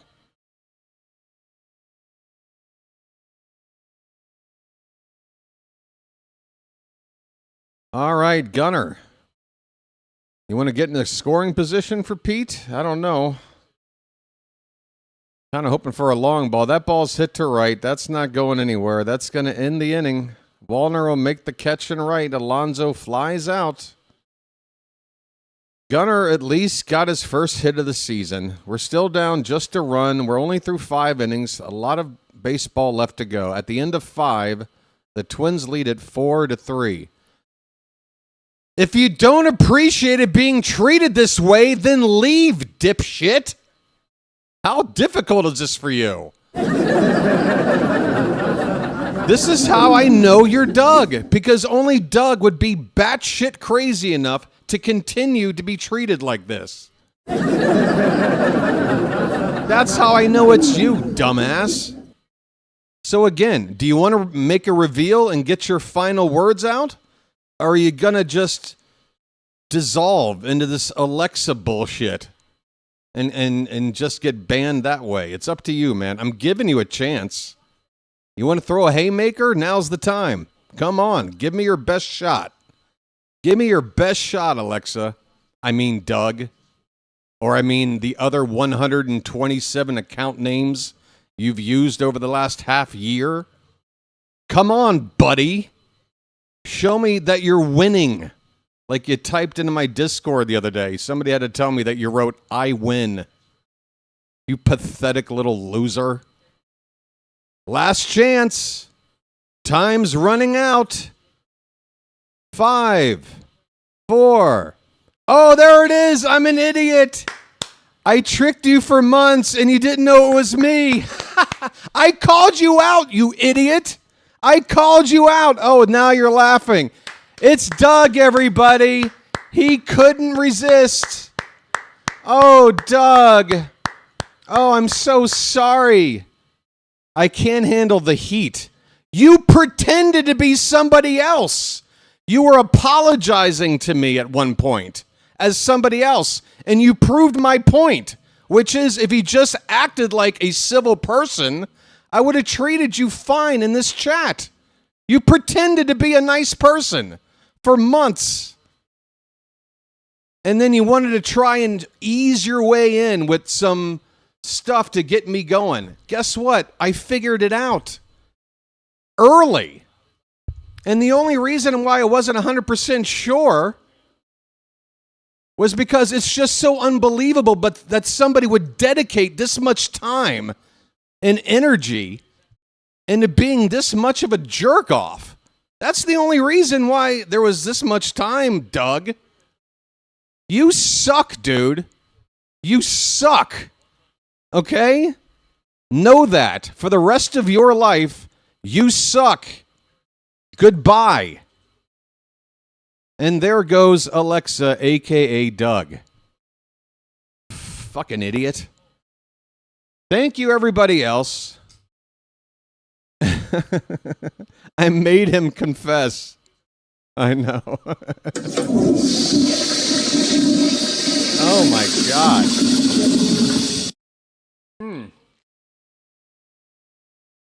He proved my point. Which is, hey, just act cool and I'm going to treat you fine. His whole point was like, hey, man, you're too sensitive. You don't let people say anything. And it's like, no, dude, just don't come in here being a jerk off like right out of the gate. Like, get to know some people first before you start throwing out insults. And yeah, you can pick on people and stuff. It's not like that here. But no, you don't. It's like this in any social environment. You don't get to just show up brand new and start insulting people and expect like it's okay. It's not. I tried to tell you that very early on. I even gave you a chance to be like, dude, slow your roll now and you can stay. But you couldn't do it. You wanted to be the alpha male in the room. Well, dude, you're as far away from being an alpha male as I've ever come across. You are such a cuck. You are so beta. You are so low. I mean, you need some testosterone shots or something, dude.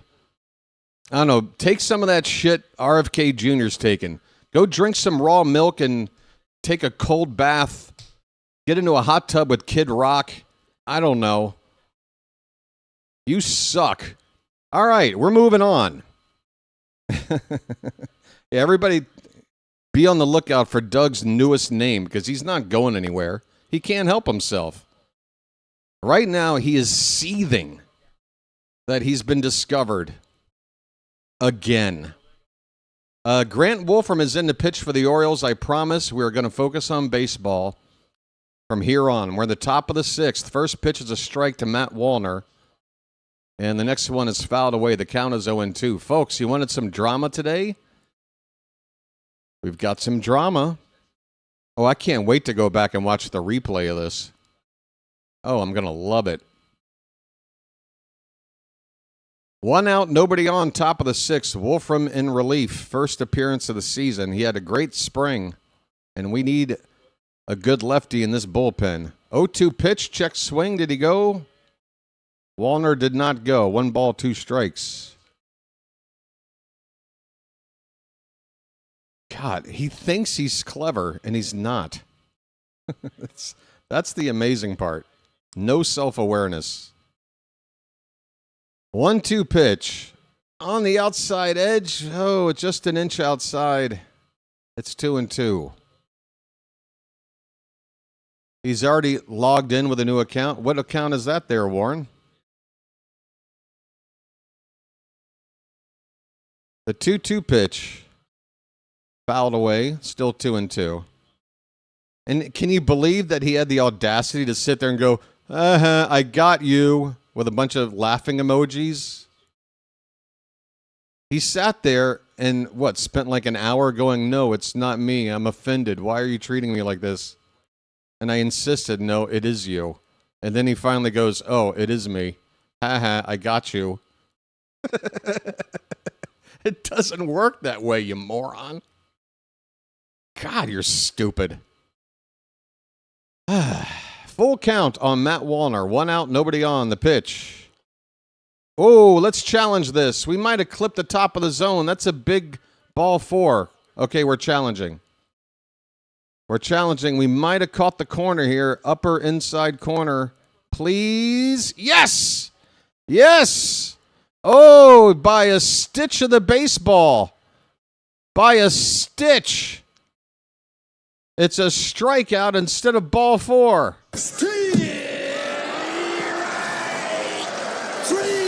Well, y'all come back now, you hear? Yeah, I laid a trap, Matt. I laid a trap for Alexa, a.k.a. Doug, today, because I already knew coming in that it was Doug.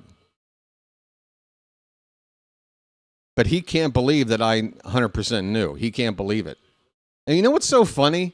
He's got access to me, right? Josh Bell hits a line drive in the left center. That's going to split the gap. Let's see if we can keep into a long single. He's going to try for 2. Throw in from Beavers is a little bit late. It's a 2-out double for Bell. His second double of the day. The other one was a sun ball lost out there by Beavers. Bell's gotten on base all 3 times today. Luckily, this is with 2 down. Hopefully we can pitch around this.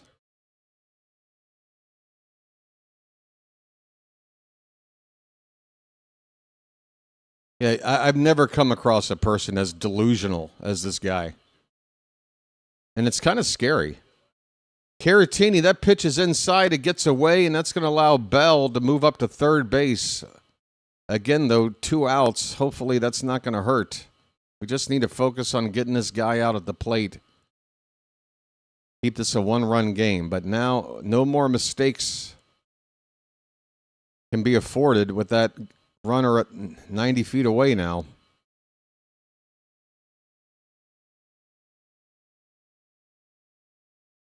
The 1-0 in there. A sinker at 96 called a strike.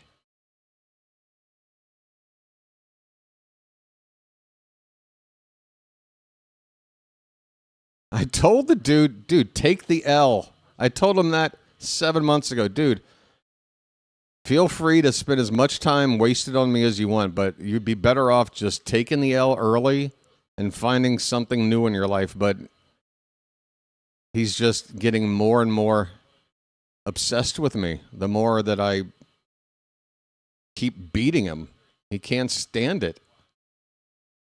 I'm under your skin, Doug. How does it feel? It's a ball and 2 strikes on Caratini. 2 down, runner at third for the Twins. The pitch in the dirt, 2-2.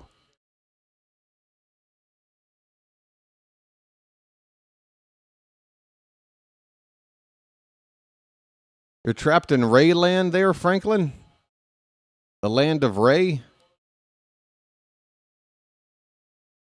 2 balls, 2 strikes, 2 out.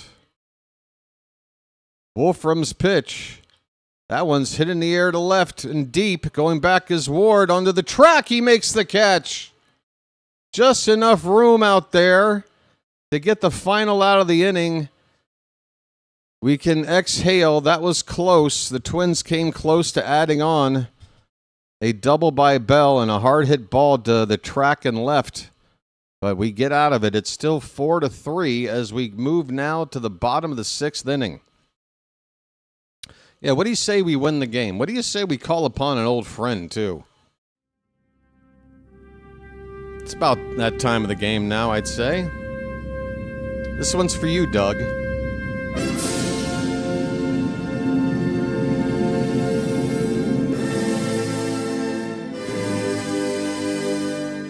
I forgot, if I play more of that song, I get a copyright strike. Yeah.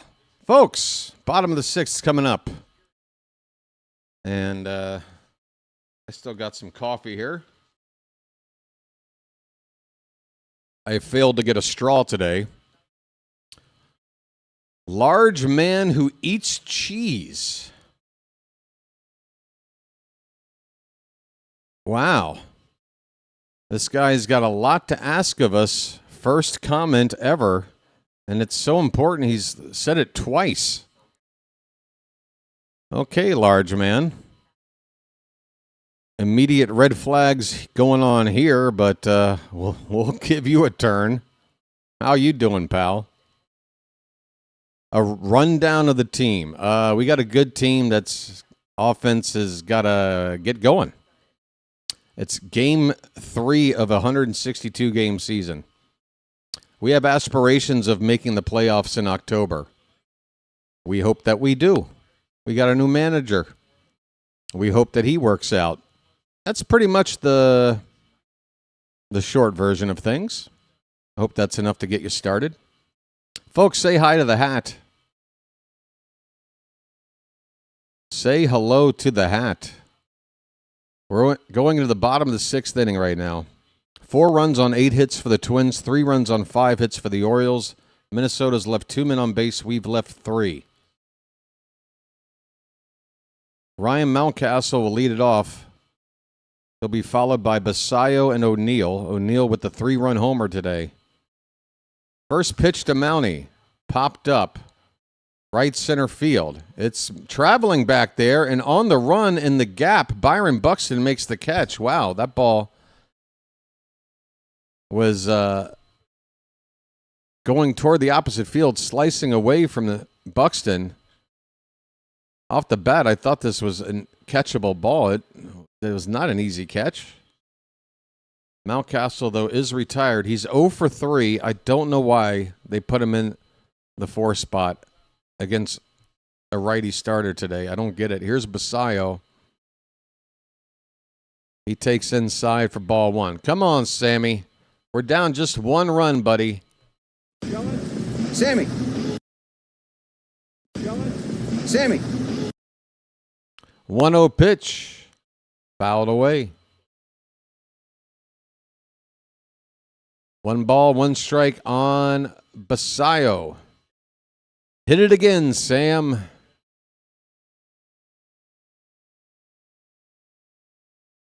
Folks, would you like to know a little secret? 1-1 pitch. Swing and a miss.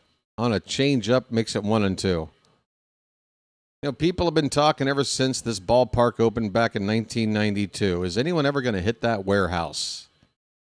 And I think we all remember in the All-Star game hosted here, just a year later, 93? In a home run derby competition, Ken Griffey Jr. did just graze the warehouse on the fly, the only one to ever do it, but it wasn't in a real game. Some folks wonder with, the field being sunken down, and it's a longer poke out there to the warehouse than it might look. I still say, this is my biggest prediction for the next several years. Sammy Basayo is going to be the first player to hit the warehouse with a home run in a real game. 2-2 pitch, he strikes out here. Well, that's not going to help my case. Basayo goes down swinging, 2 away here in the bottom of the 6th. You just wait, Sammy. You're going to prove me right. 2 down. Here is the big home run hitter of the day, Tyler O'Neill. He's the reason why we're in this game. A 3-run homer his last time up. The first home run of the season for the Orioles. And that first pitch to him was on the border, outside edge for called strike. O'Neill 1 for 2 altogether today. Abel's pitch, swing and a miss. Challenge fastball rising up at 97. A big cut by O'Neill. There are 2 strikes and 2 outs in the inning.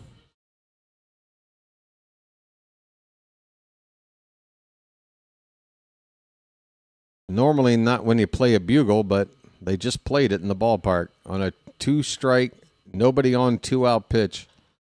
Foul back. We'll do it again.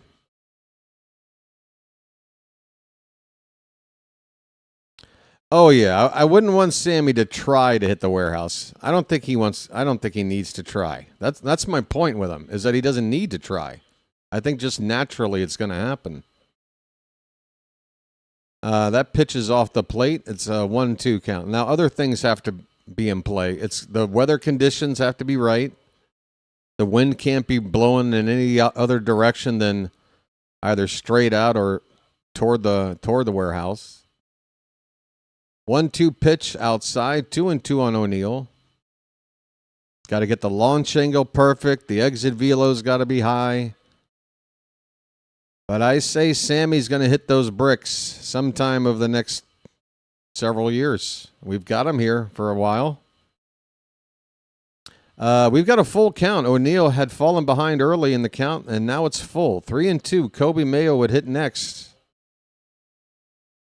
Come on, Tyler. Get on base any way you can. Payoff pitch. Inside ball 4. Tyler O'Neill is having a nice start to his season, folks. I think he has earned himself the right to play every day until further notice. I'm walking here. I'm walking here. Now, that makes me nervous because we all know Tyler O'Neill is a bit fragile. A lot of injuries over the years with this guy. I feel like maybe if we don't play him every day, it might help him stay healthy. But right now, we need all the help in the lineup we can get. Kobe Mayo's up, folks. Get those jars of mayo up in the chat. A big swing right here would give us the lead. Just get it all on there. Just spread it out. Just get it all on there. Just spread it out. First pitch fouled away by Mayo. He's 0 for 2 today. The pitch in there for a called strike. It's 0-2 that quickly. And I don't know who's working the bugle at the ballpark these days, but they seem to play it at always the wrong time. You know, normally you get ahead in a count in this situation, like 3-1, you hear the bugle. This guy plays it when we fall behind 0-2. That's not how it works.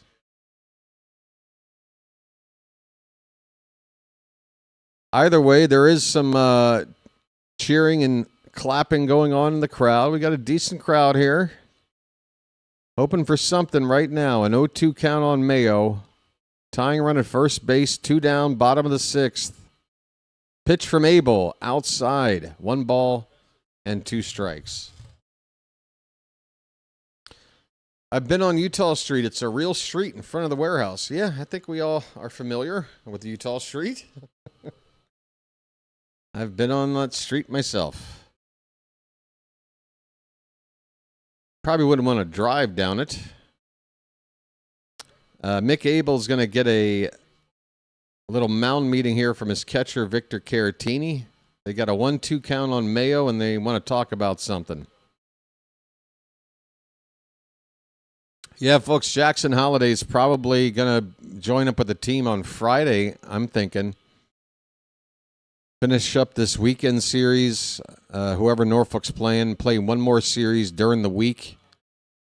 Off day on Thursday for the Orioles, travel day, and then Friday we start our first road trip in Pittsburgh. I'm hoping Holliday, if not ready for Friday, sometime in that series next weekend. 1-2 the count on Mayo. The pitch. He fouls off a slider that by the time it got to the plate was way outside, but he's still able to reach for it and fight it off. I'm really liking Mayo's at-bats. I've yet to see him have one at-bat where he went down quickly. He seems to fight. His approach, I would say, which is amazing because this time last year, if anybody was lost at the plate, it was this guy. And right now, he's looking more locked in than just about anybody else on the team. The 1-2. That one's hit in the air to left. That ball's in no man's land. That ball's going to drop in. It drops in. It's the first hit of the year for Mayo, and it's well-deserved. He's hit balls much harder than this, but hitting is some bad luck. This one in no man's land down the left field line. It puts runners at second and third with 2 down. That's a double for Mayo. Folks, splash it up. Splish, splash, I was taking a bath.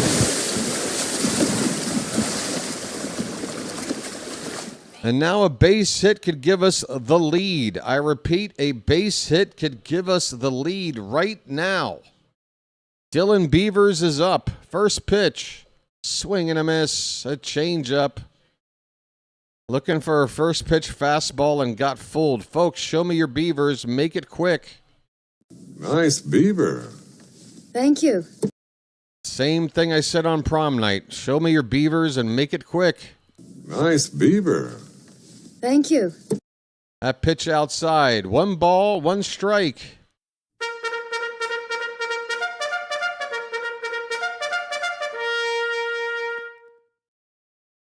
Two down, runners at second and third for the Orioles. Down a run. 1-1 the count on Beavers. Abel.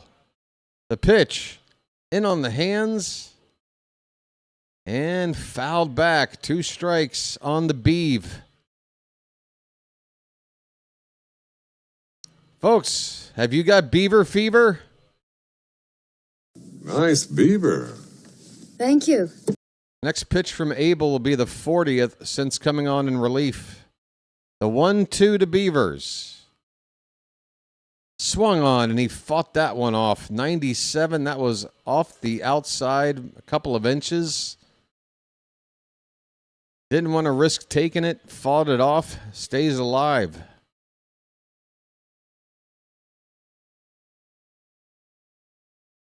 Come on, Dylan. Dylan, you son of a... Come on, buddy. 1-2 count. Pitch. Line drive. Base hit down the right field line. That one's rolling all the way into the corner. 2 runs will score, and the Orioles have taken the lead. A 2-run, 2-out double from Beavers. Folks, Red Bull gives you wings. The Orioles are ahead 5-4.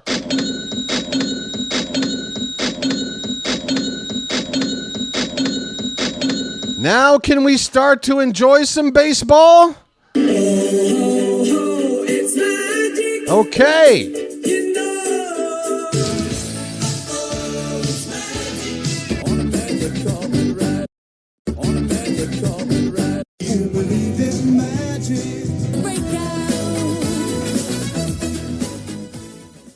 That's what I'm talking about. 5-4 Orioles. In the bottom of the 6th, Jeremiah takes a pitch outside for ball 1.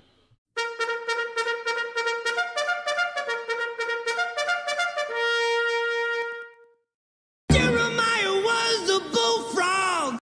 The 1-0 from Abel. Swing and a miss. 96 on the gas. 1-1 the count on Jeremiah. 1 for 2. Oh, yeah. Can we all thank everybody, please thank Doug for giving us so much good luck and for revealing his true identity and being the biggest douchebag we've ever come across. Thank you so much, Doug. And I want to thank you very much for that. I really do. We all thank you, Doug. Thank you so much, you horse's ass. 1 ball and 2 strikes on Jeremiah Jackson.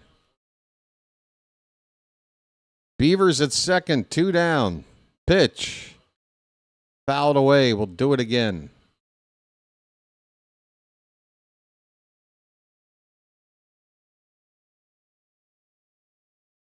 Oh, oh, oh, oh, oh, oh, oh, oh. 1 ball, 2 strikes. Pitch. Outside, 2-2.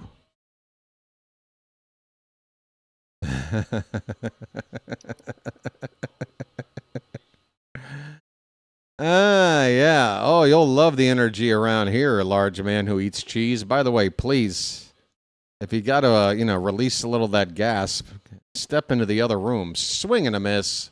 Jeremiah strikes out. The inning is over. But, folks, we can't complain. We've rallied after being down 4-0. The Orioles with 3 runs in the 4th, 2 here in the 6th on a clutch 2-out, 2-run double by the Beeve. Dylan Beavers. On to the 7th inning, folks. The late innings are coming up, and the Orioles have a lead, trying to win this opening series of the season A 5-4 lead on the Twins. I'm going to step away for a sec and collect myself. Get ready for these final 3 innings. Folks, hit that like button. Please subscribe if you haven't already. It's free at the bottom of your screen. And if you're feeling generous, you can always become a Magic member. Hit the join button. It's 17 cents per ball game. That's what it works out to. Supporting the channel at $3.99 a month. Hit the join button below for that. You can always send a super chat if you're feeling generous that way as well. Be right back.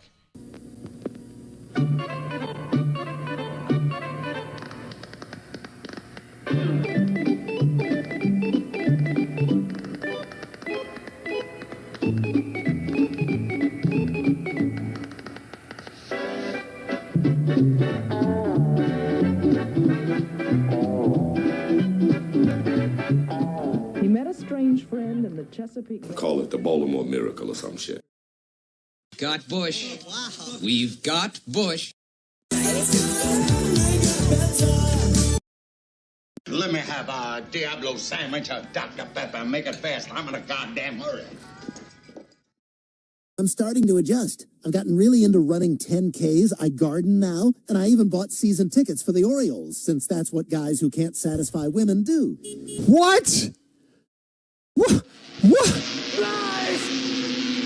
Lies, do you hear me? Give my creation life! We're in the top of the 7th inning. The Orioles have their first lead of the day, and we are back with Grant Wolfram on the mound. First pitch is a strike, and he's facing a pinch hitter right here, Austin Martin, right-handed bat. Coming up to hit here for the lefty Trevor Larnach. So the Twins made the move, but we're still sticking with Wolfram for now. And that pitch is on the edge of the zone for strike 2. Nice location by Wolfram to get ahead 0-2 on the leadoff man. Defensively for the Orioles, we have a change. Jeremiah has been lifted for Blaze Alexander at second base.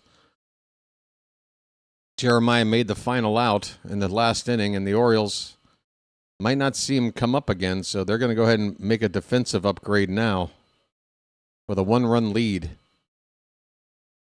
Makes sense to me. This curveball misses, or no, did it? Yeah, it's 1 ball, 2 strikes on the pinch hitter Martin. Martin started opening day against the lefty Rogers. This pitch is high. 2 balls, 2 strikes. It's the bottom of the order here. Martin and then the number 8 batter Lewis, the number 9 hitter Gray. Although the bottom of the order has been trouble. Swing and a miss. Wolfram, the Wolf, strikes out Martin. See you later.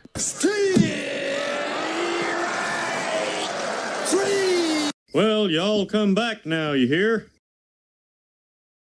Why do I have the feeling I've neglected looking to see, is this scoreboard information accurate? I feel like by now I need to refresh it. I don't know if I need to, but I'm going to, just to be safe. A right-hander coming up next, and that'll do it for Grant Wolfram. It looks like we're going to, who is that man? Who's coming out? Yeremil Geraldo. Yeremil Geraldo will get the call. Coming into the ball game with the bases empty, 1 down in the top of the 7th. Orioles ahead 5-4. Mondi? Whatever happened to Captain Chesapeake? Well, unfortunately, the captain is no longer with us. But, he had a hell of a run. Both scoreboards were running good. Well, that's good to hear, Phantom. Thanks for letting me know. Now I'm staring at whiteness. I'm sure it'll work itself out. Hey, folks, if we can get the sub count to 3940 today, I've got a really good feeling that before this homestand is over, that we'll get to 4,000 subscribers before we hit the road. And that would be really, really, really great. So if you're watching right now and you have not subscribed, Why don't you give it a chance? If you're unsatisfied at some point, you can always unsubscribe. Subscribing, though, is free. You hit a button at the bottom of your screen. You've joined the BirdWatcher community. It's that easy. And, folks, the other people here, the folks in the Charm City chat, they want you here as well. Don't we want more people here, Charm City chat? Right? Right? I'm sure they're going to say some encouraging words right now in the chat to back up what I'm saying. Give it a chance. We got a lot of people here right now. It's a safe place. Unless you're an absolute jerk-off, then maybe you might have to tolerate some counter-punching back from me. But if you're cool, you got a place to hang for a long, long time. I don't plan on going anywhere. I haven't missed a game yet. Let's go. Here we go. First pitch. Trouble to left field. Ward's going back on the track. That ball leaves the yard. And the Twins have tied the game on the first pitch thrown by Yermíl Geraldo. Royce Lewis hits his second home run of the series. And as I was saying, the bottom part of this order has hurt us. Lewis with a home run in yesterday's game to help them win. Another one here, and then that 3-run base-clearing double by the next guy, the number 9 batter.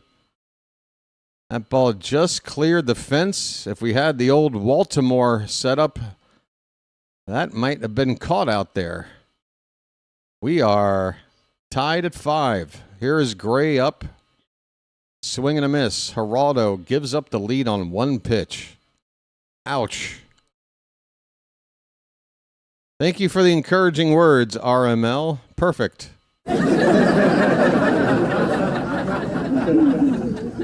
That one's fouled away. 0-2 the count on Gray. Geraldo gave up 4 home run balls last year in 19 2/3 innings. He's given up one here without recording an out. Oh, wait a minute. He did pitch yesterday, didn't he? I think he threw 3 pitches yesterday. Got a 1 out on a strikeout. This one's fouled back. It's 0-2 on Gray. 1 out, nobody on. A run in for the Twins. We're tied at 5 in the top of the 7th. 0-2, swing and a miss. Good changeup. Good spot there from Geraldo.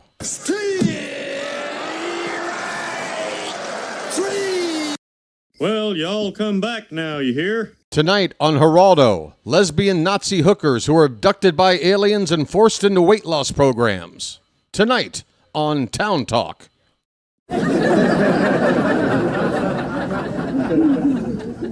Here's a first pitch strike to Cody Clemens, a changeup. He's 0 for 3. Folks, if you know the movie I'm referencing, you better mention it.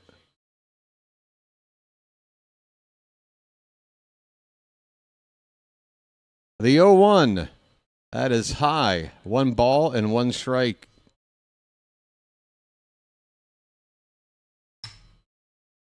Somebody's got to be a Weird Al fan around here. 1 ball, 1 strike. Pitch. That one's low. Change up.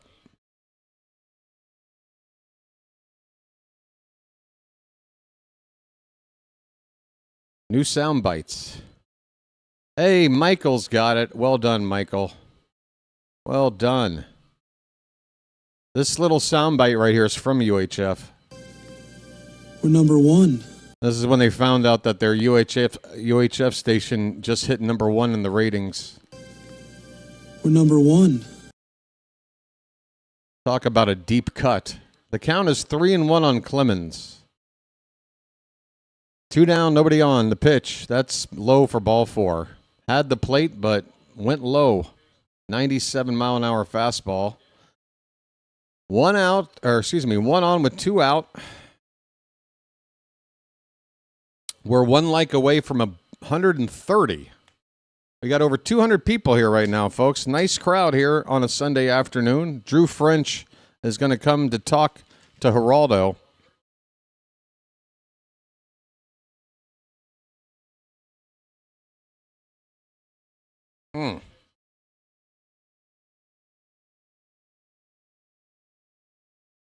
Hey, Danny the K, I see you over there on the vertical side. How you doing, buddy? And Danny representing over there. Folks, go keep Danny company.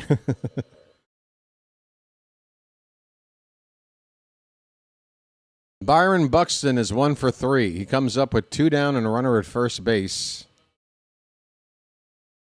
And we need to get him out.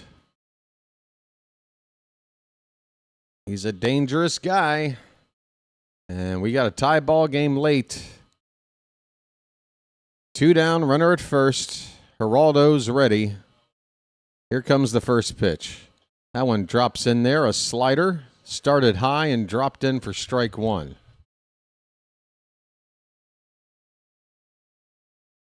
Edward just hit a like. Thank you, Edward.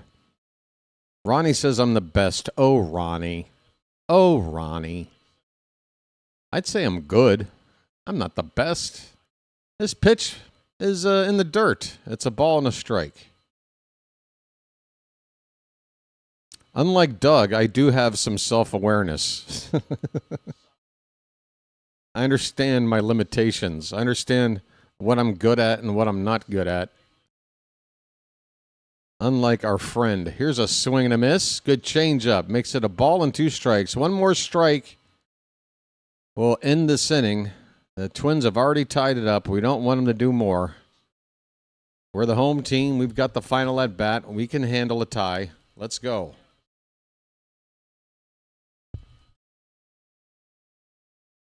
Let's go. 2 strikes, 2 down on Buxton.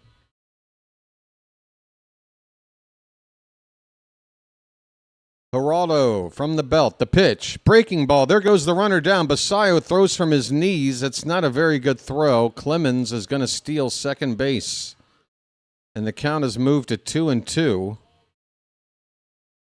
Catcher is challenging the pitch, even though he was busy.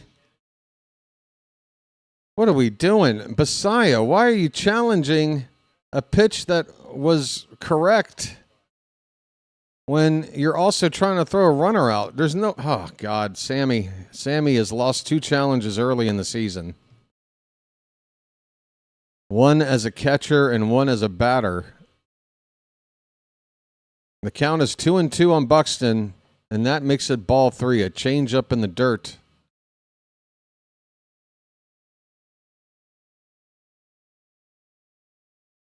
I think Geraldo needs to throw a pitch that starts in the zone and breaks away somewhere. I don't want Buxton to beat us. I'd rather Keishel on deck be the guy. We got an open base.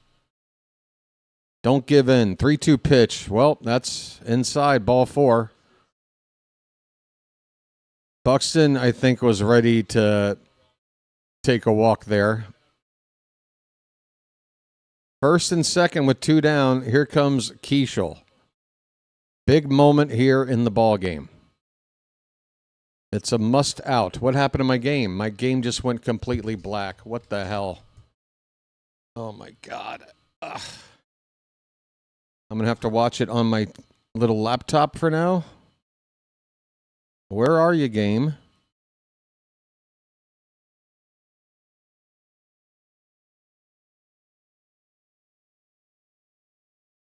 I apologize, folks. It's such a big moment in the game. What do we got a count of? 2-0 the count on Keishel.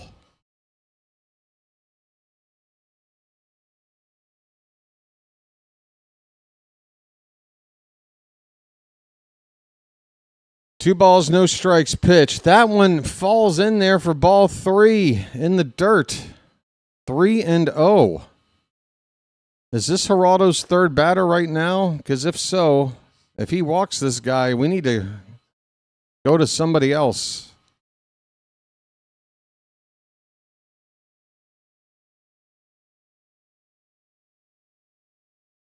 It's one thing to walk Buxton with a base open. It's another to go 3-0 here, and that's ball 4. Get us a new pitcher.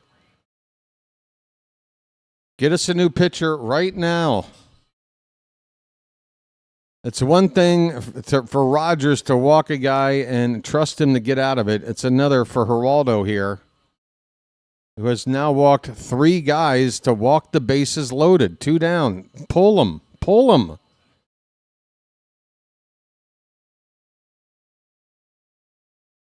God damn it, pull them.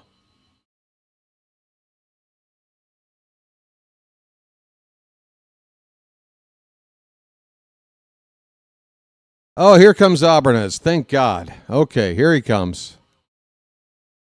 Basayo had gone out to talk, I guess, to buy a little bit of time, and Albanez waited the last possible moment to finally come out. He's going to make the change. Thank God. If Albie didn't make a change there, I had to seriously wonder what he was thinking. We're going to go to Rico Garcia. Rico Garcia, folks, if you remember last season, when Garcia joined the bullpen after the trade deadline, when we had a lot of situations, a lot of tough situations where we brought in Garcia. I'm talking like runner at third, less than 2 out, and we could not afford to give up a run. He got out a lot of jams last year, and this is a jam right now. This seems like the right guy to go to get this 3rd out. We need the best from Rico Suave. I wish I had that. You know what? I wonder if I can quickly get this up into my soundboard. How fast can BW work? Let's see. Where are you, Rico? I'm trying to look and see if he's in my soundboard. Doesn't look like he is. Bale, balera. Rico. Bale, balera. Suave. All right, that'll have to work. What happened to my no data? What the hell? All right, I'm going to refresh my stream page.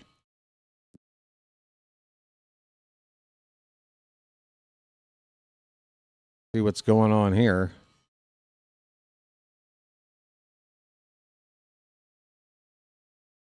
All right, here we go, folks. Rico Garcia coming in a huge spot. We got a tie game. The Twins with 2 outs have the bases loaded. The batter due up is Matt Wallner. Is it Wallner, the lefty? So we don't even have a proper lefty to go to in the spot. We're going Garcia. Pitched for the Mets, Yankees, and Orioles last year. Here we go. Wallner's 1 for 3, singled and scored back in the 2nd inning.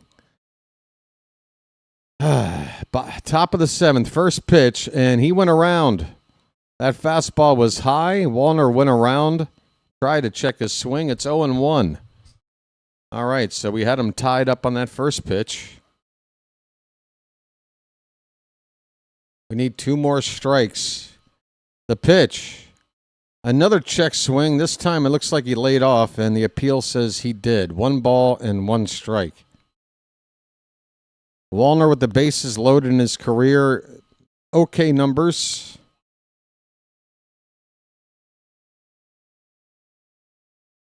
The 1-1 pitch. Bottom of the zone. All right, challenge that. Do we have a challenge left? You have to challenge that. We're challenging. Bottom of the zone. This should be us. And that is a strike. And the crowd cheers. That's a God. Thank you, ABS. It's 1-2 now instead of 2-1 with the bases loaded and 2 down in a tie ball game. That's huge. 1 more strike. Can't worry about my screen right now, Nathaniel. Hold on. This is the biggest moment of the ball game. Listen to what I'm saying. It's more important than anything you're looking at. I promise you. Bases loaded, 2 down, 1-2 the count on Wallner. I'll look at the screen in a sec. Here comes the pitch. Oh, that one had the zone and dropped below a curveball. Wallner lays off. The count is 2-2.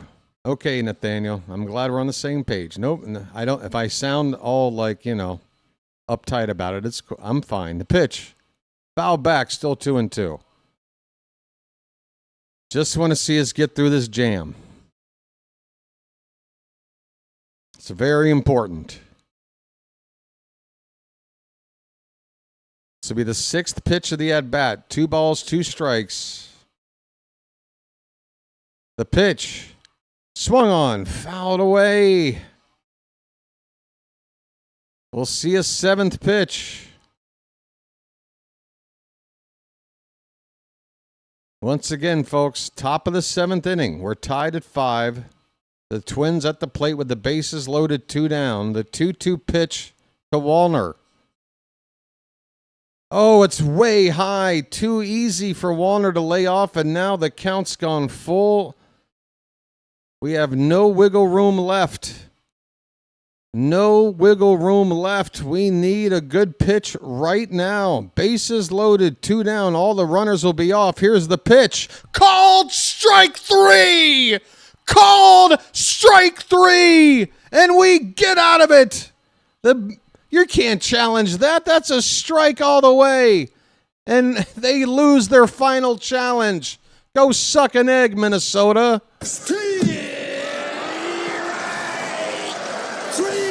Well, y'all come back now, you hear? Folks. Well, y'all come back now, you hear? Twins waste their last challenge. The Orioles get out of the jam. This game is tied. It is the 7th inning stretch time. Folks, you know what time it is. It's time to throw some cakes on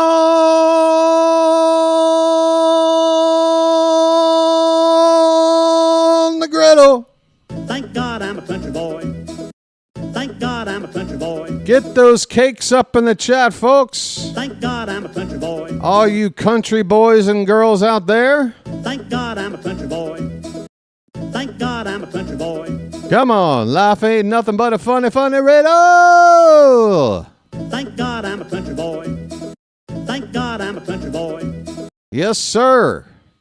7th inning stretch time at Camden Yards. The Orioles are trying to win the first series of the season. They're not making it easy. They're making us sweat. But we're Oriole fans. We can take it, can't we, folks? Yes, we can.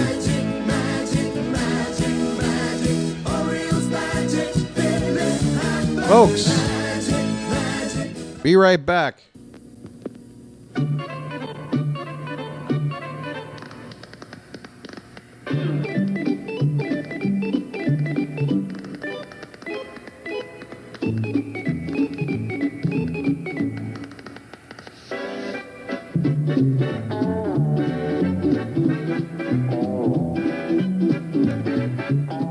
He met a strange friend in the Chesapeake Bay when Monday the monster...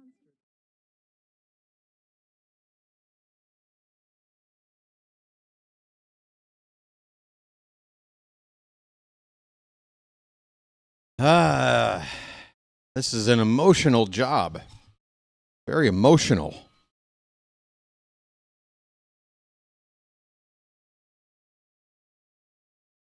Hey, what happened to our Daniel Johnston fan? Is he still here?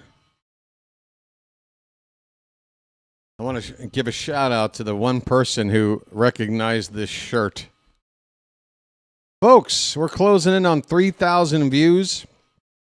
We got over 200 people in here in the chat right now. We could technically get to 200 likes today, but I feel like that's being a little bit greedy. 150 is what we got yesterday. Well, a little more.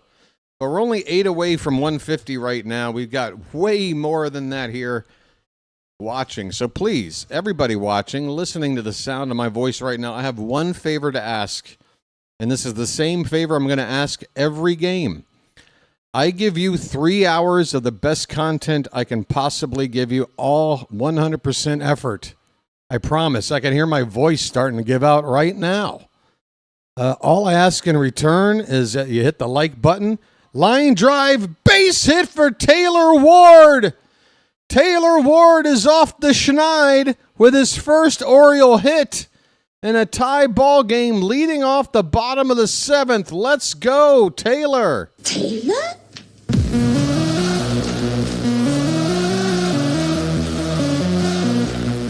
All right. Let's goo. Let's frickin' goo. Gunnar Henderson, come on, buddy. First pitch outside, ball one. His name's Gunnar, and he's dating my mom.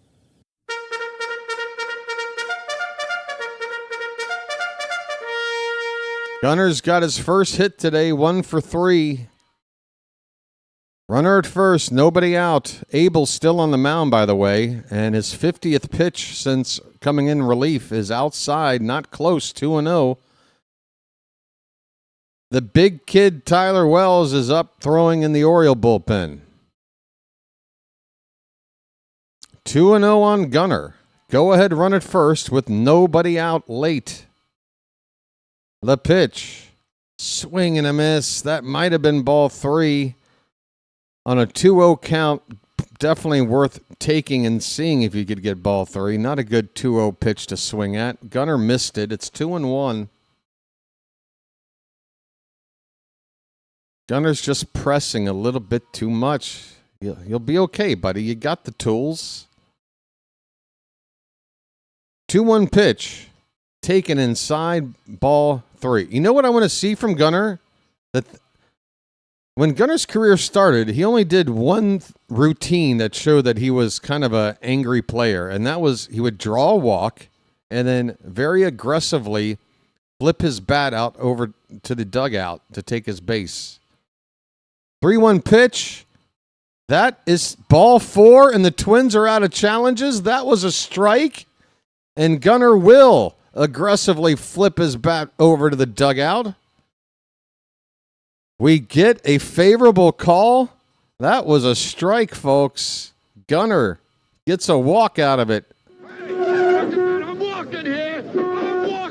That pushes the go-ahead run into scoring position. Still nobody out, and here comes the polar bear, folks. A polar bear stirs. Come on. Come on, folks. Alonso has gotten on base twice today, a single and a walk. We want an extra base hit. We're greedy. Get those polar bears up in the chat. First pitch, swung on, foul back. Alonso looking for his first Oriole home run of many, we hope. But we would take any kind of hit here to get the lead.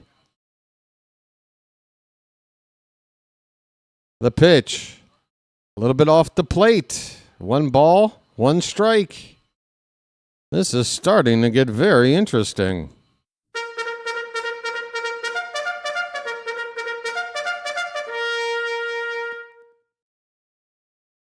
1-1 the count. Abel's pitch. Inside, nearly on the belt of Alonso. 2-1. Folks, we're going to go dark.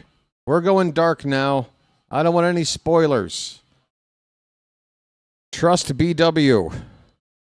We got Ward at second base. We got Gunnar at first. Nobody out in a tie ball game. The count is 2-1 on Alonso.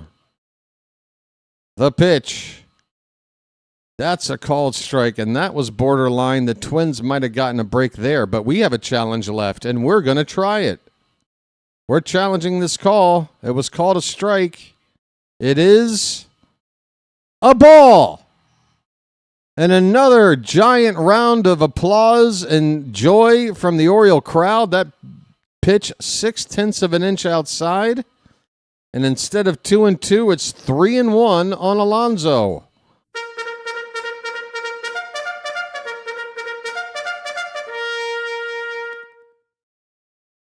The 3-1 to the polar bear. Here it is. That's on the edge. That one's a strike. Don't challenge that one. Full count. Pete, you got to make contact here, buddy. You're a veteran. You got to know. Don't go for the all or nothing swing. Just get it in play. There's a lot of productive things that can happen here. Just with some kind of contact. Abel is closing in on 60 pitches since coming in. This is number 59. The 3-2 to Alonso. Oh, he reached for ball 4.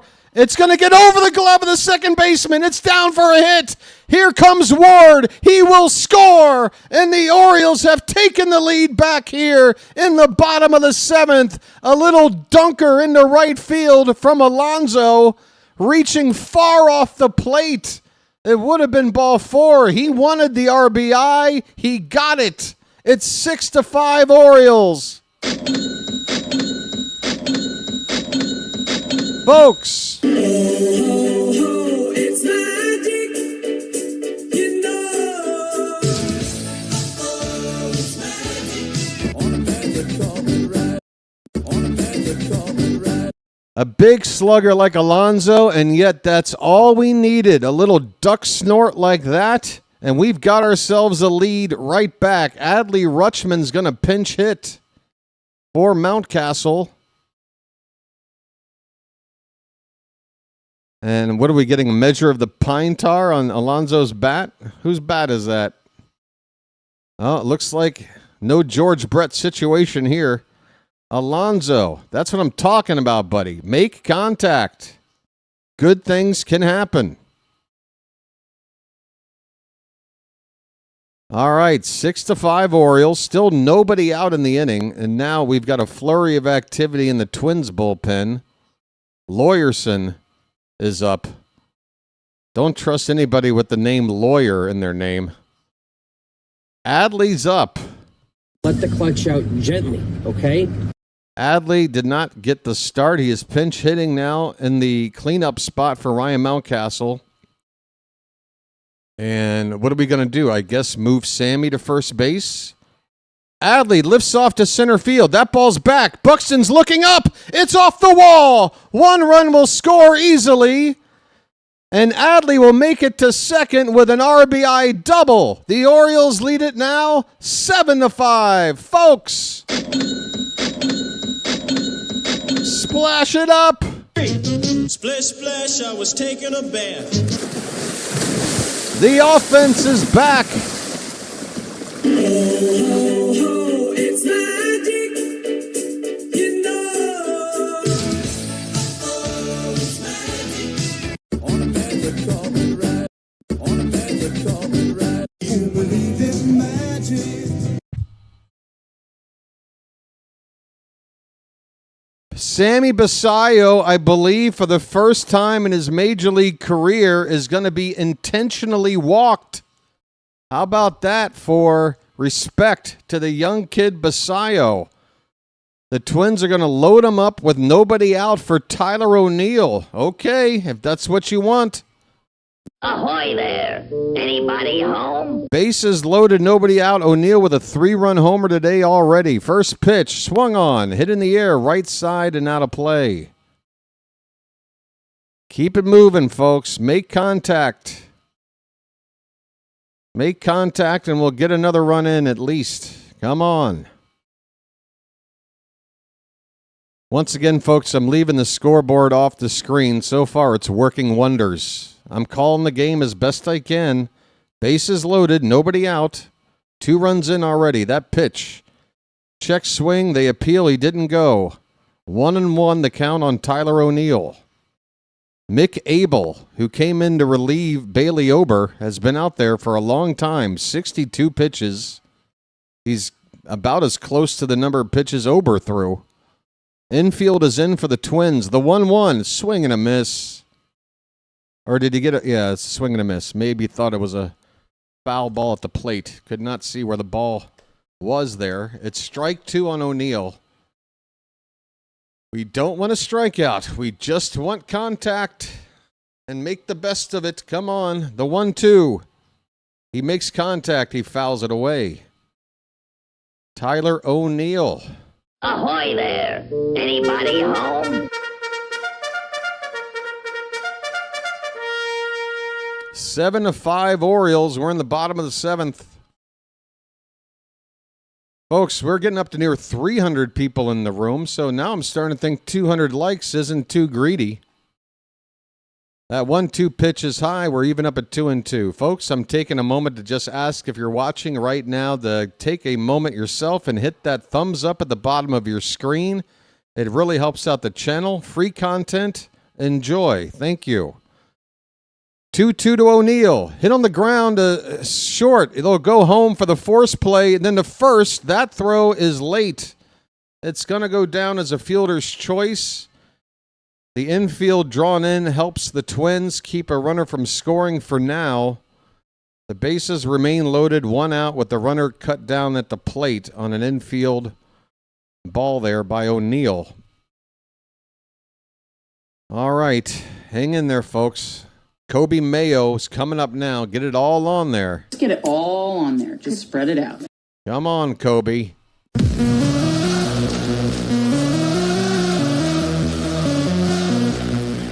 Mayo doubled his last time up, which is just the past inning. Up there with the bases loaded. He's had great at-bats so far early on. Let's see what he can do here. First pitch, he fouls it away. A little late on a fastball. Coming in there at 95 miles an hour. Folks, what's your favorite condiment?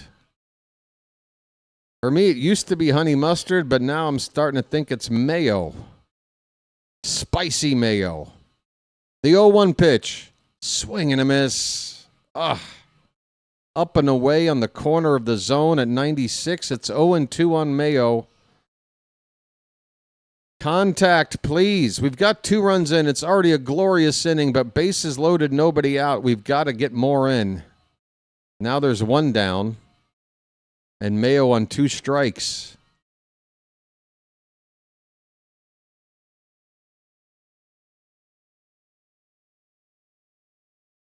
The 0-2 to Mayo. Abel holding the ball a long time. Here it is. Line drive. Base hit in the left field. Mayo does it. 1 run is in. Are we station to station? Make it a 1-run RBI knock. For Mayo, it's 8-5.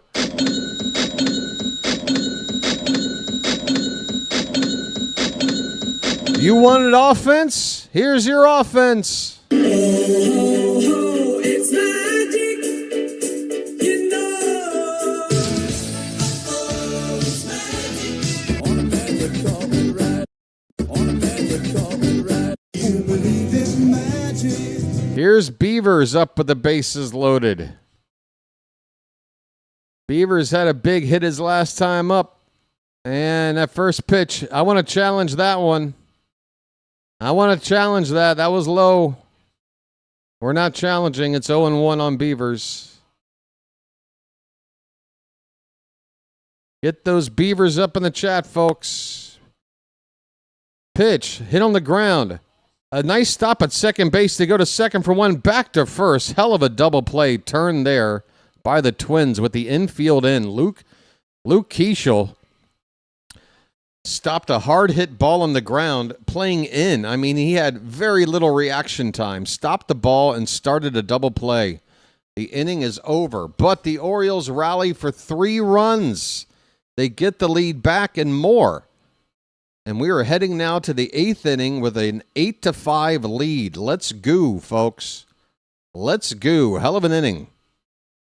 We have got a break right now.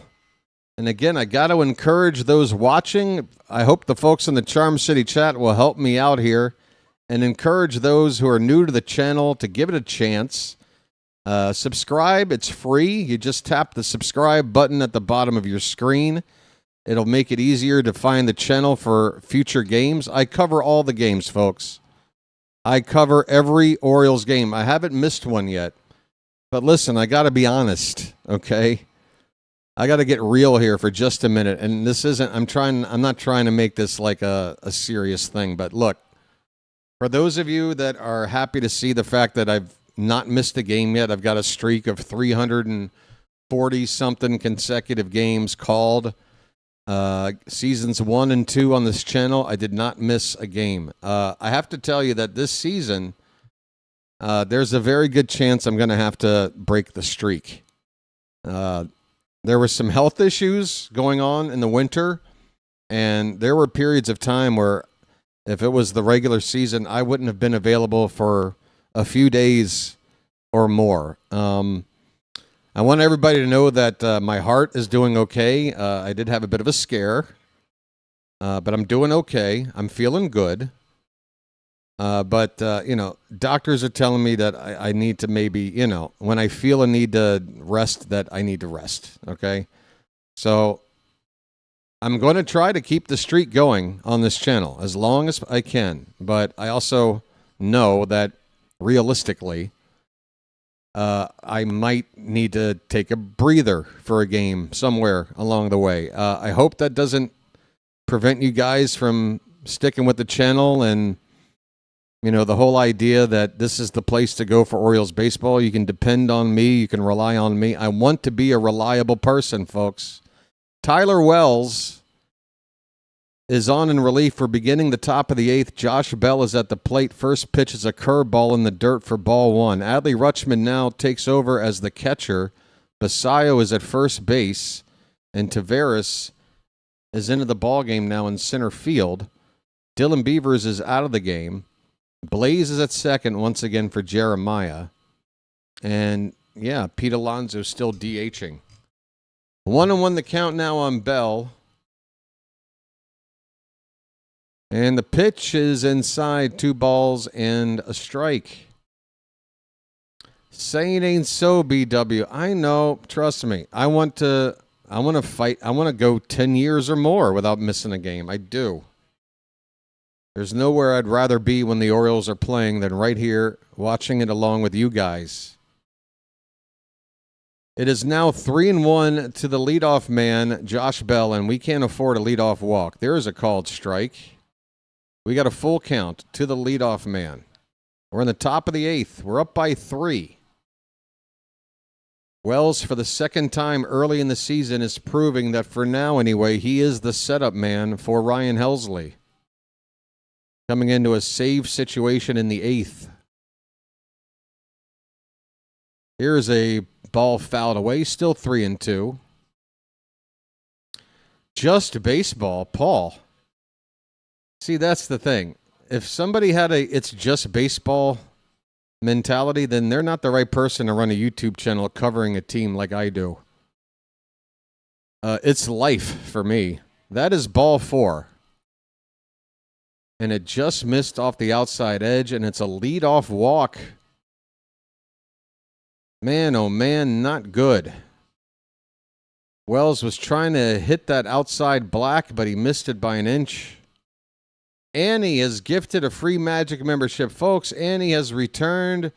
Annie loves to stop in at least once to gift a membership to somebody. She's like Santa Claus. She just comes flying in on her sleigh and dropping presents. Thanks so much, Annie. Ooh. Message for you, son. Victor Caratini's at the plate. He's got a first pitch strike. Runner at first, nobody out. Caratini's 1 for 3. And I want to thank you very much for that. I really do. The 0-1 from Wells.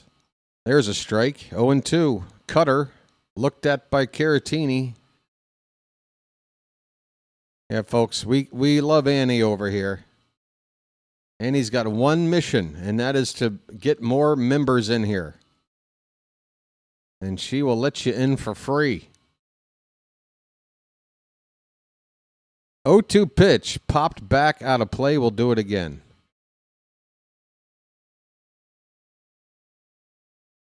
Well, folks, I don't know if you've been keeping track, but do you guys remember what the Orioles were doing in this game before I put on the hat? And have you been keeping track of what the Orioles have been doing since I've put on the hat?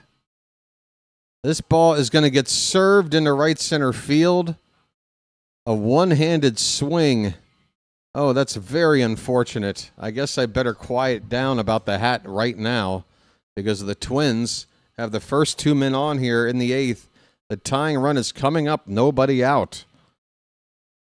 And it's a tough situation for Wells. That walk was a strike 3 that missed by an inch, and now this little serve job for a base hit off the end of the bat to put 2 men on. Wells has got to know that he's not getting hit hard here. He just needs to lock in here. He's got a 3-run lead. If one of these guys scores, it's okay, but let's just focus on these guys at the plate. First pitch to James Outman, who's pinch hitting right now. The third pinch hitter in this spot in the order, originally occupied by Larnock. Austin Martin hit in this spot last time, right-hander, and now it's the lefty Outman. 1-0 pitch, up and away, ball 2. Wells, we need a mound meeting. Come on, man. 2 on, nobody out, and now a 2-0 count. We got a 3-run lead. We are making this way too difficult. 2-0 pitch. That's outside by a foot. Adley, go out there and talk to him. 14 pitches, 7 of them out of the zone right now from Wells. He's 3-0. He's 1 pitch away from walking the bases loaded with nobody out. The pitch. Up and away, ball 4. Why aren't you out there talking to him?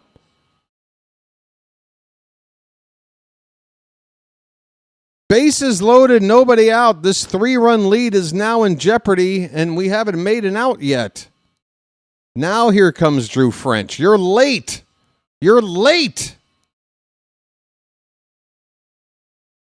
Can't you tell when somebody needs a visit?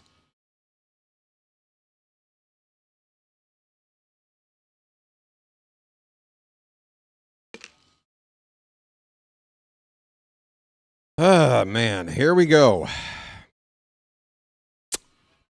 Here we go. All right.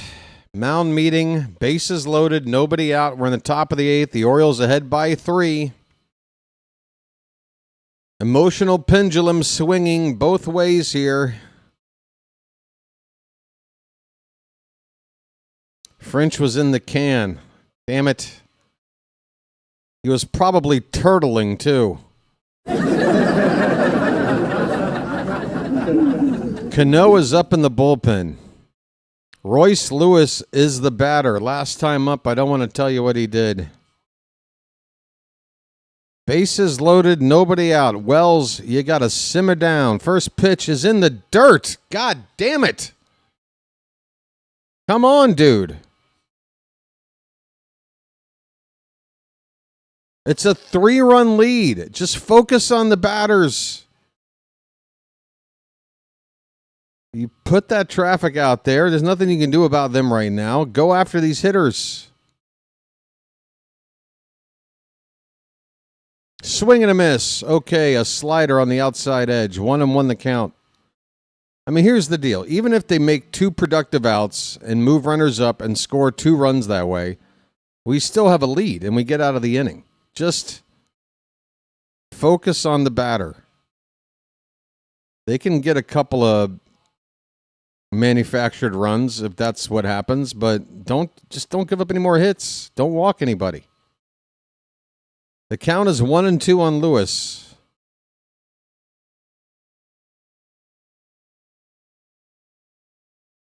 Oh, I'm sorry. Thomas, did the turtling comment get to you? The 1-2 to Lewis. Pitch. Swing and a miss. Swing and a miss. First out here in the 8th.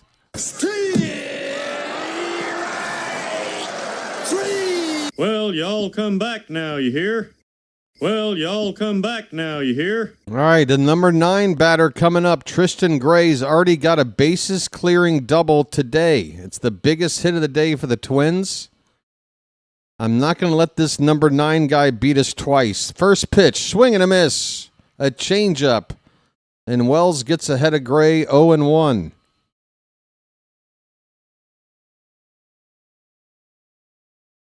Orioles 8, Twins 5. The Orioles are playing at double play depth. That would end the inning.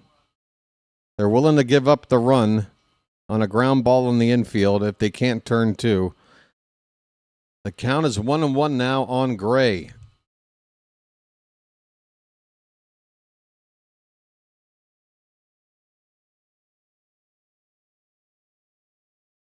1-1 pitch. Called strike 2. A cutter. Belt high on the outer half of the plate. 2 strikes on Gray. Cody Clemens, the leadoff man, would be up next. But I want a double play ball. I want this inning to end with this guy. 1-2 on Gray. The pitch.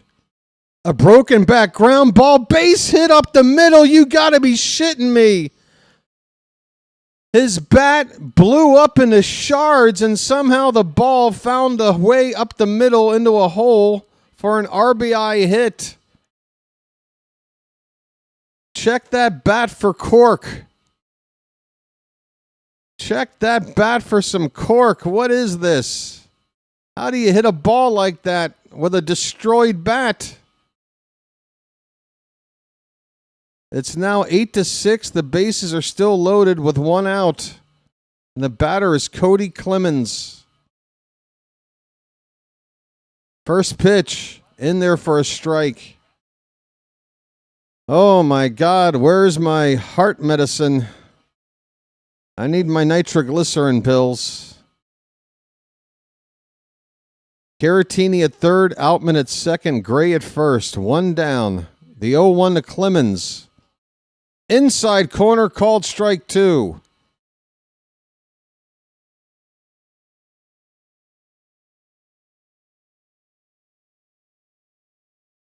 Hang in there, folks. This will be the 26th pitch from Wells in the inning with only 1 out so far. Here it is. Outside, trying to hit the corner, maybe try to get a chase. It's off the plate. It's ball 1.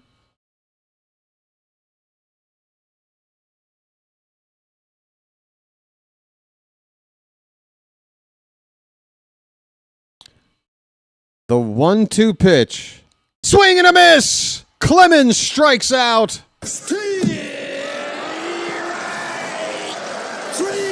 Well, y'all come back now, you hear? Well, y'all come back now, you hear? Hit the bricks, pal. You're done. You get nothing. You lose.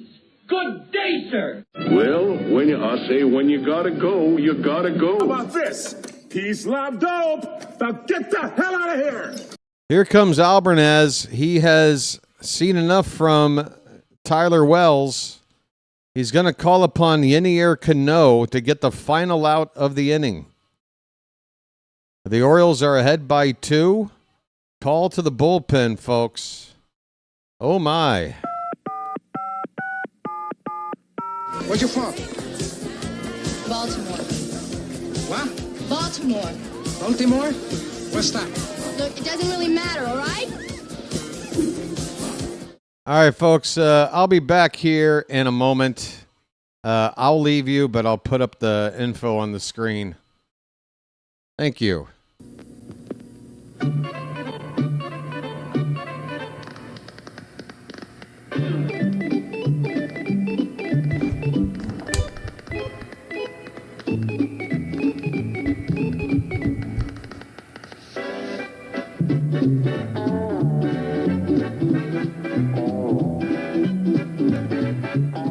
He met a strange friend. Bacon! Bacon! Where's the bacon? I smell bacon! Bacon! Bacon! Gotta be bacon! Only one thing smells like bacon! That's bacon! Bacon! Bacon! Bacon! Bacon! There! From that bag! What's it say? I can't read! Please! Please! Give me what's in the bag! Chewy, yummy, smoky bacon! There you go. Oh boy! Oh boy! Oh boy! No! No! No! No! No! No! It's bacon! No, it's Bacon Strips brand dog snack from Purina. Bacon Strips. Dogs don't know it's not bacon. It's bacon! Ante up and kick in like men. Like men! This being Baltimore and all. You never heard of Baltimore style? This is great iced tea. Bye, Birdie. This is Jack Burton in the Pork Chop Express, and I'm talking to whoever's listening out there. We're on a mission from God. We're on a mission from God. Close the door. Close the door.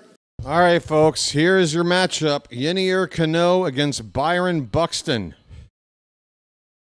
Bases loaded, 2 down in the 8th. The pitch. Swing and a miss. A sinker low and in on the corner of the zone for strike one from Cano. Good first pitch.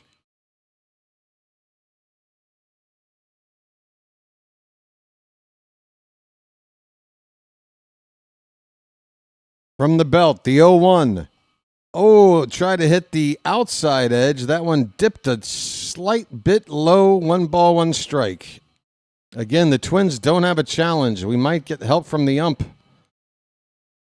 If Cano can just get it close. 1 ball, 1 strike. The pitch, way outside and low. 2-1.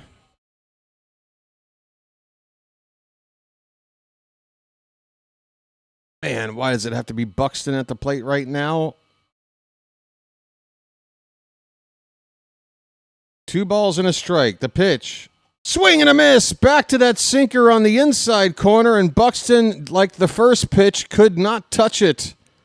You might need to go back to that well one more time. Come on, Cano.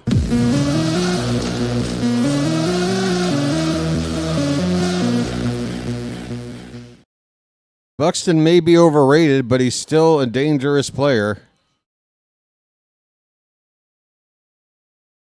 I'd rather face just about anybody else in this lineup if I'm on the mound. That pitch low and away. Cano keeps trading back and forth between the lower inner and outer parts of the zone. He's got the count full. Nowhere to put Buxton. Here we go. Big pitch, 2 down, bases loaded, full count. Here it is. Swung on and fouled off. Good grief. Folks, my heart can't take it.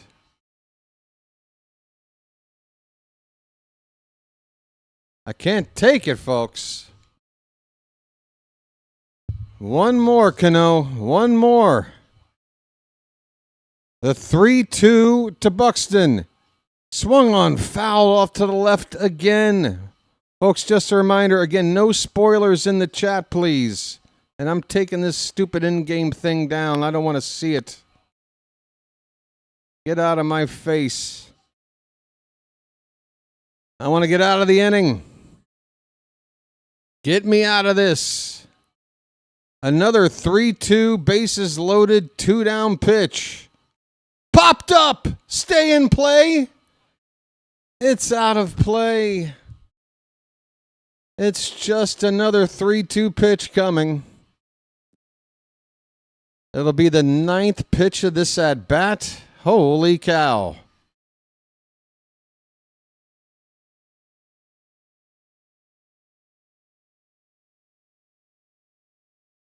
Two down. Full count. Bases loaded. Here comes the pitch. Swing and a miss! Yeah! Yeah!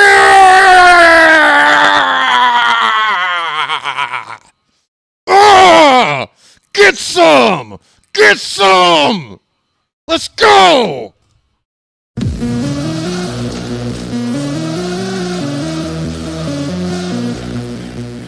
I need a break. See you in a minute.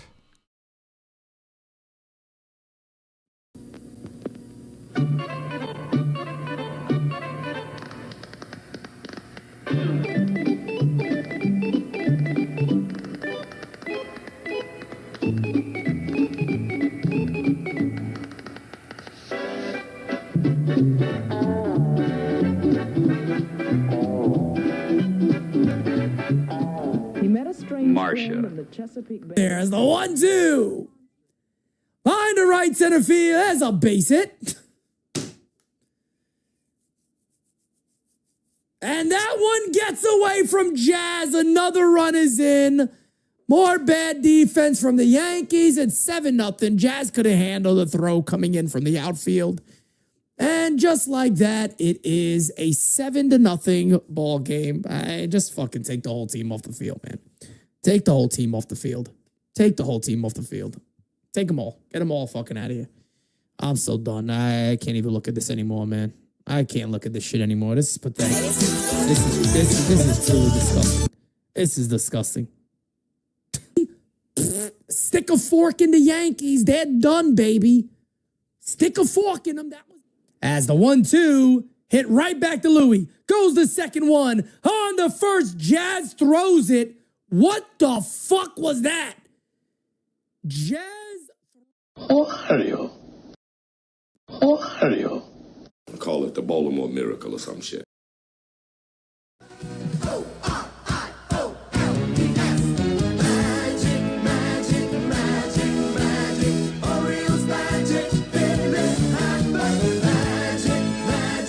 Hi, how you doing? Welcome back. Just a little bit of baseball going on here today. We're in the bottom of the 8th. Blaze Alexander is going to come up to hit for the first time today. He came in a couple of innings ago for Jeremiah, and a line drive over the glove of second base into right center field. Blaze Alexander with a leadoff knock.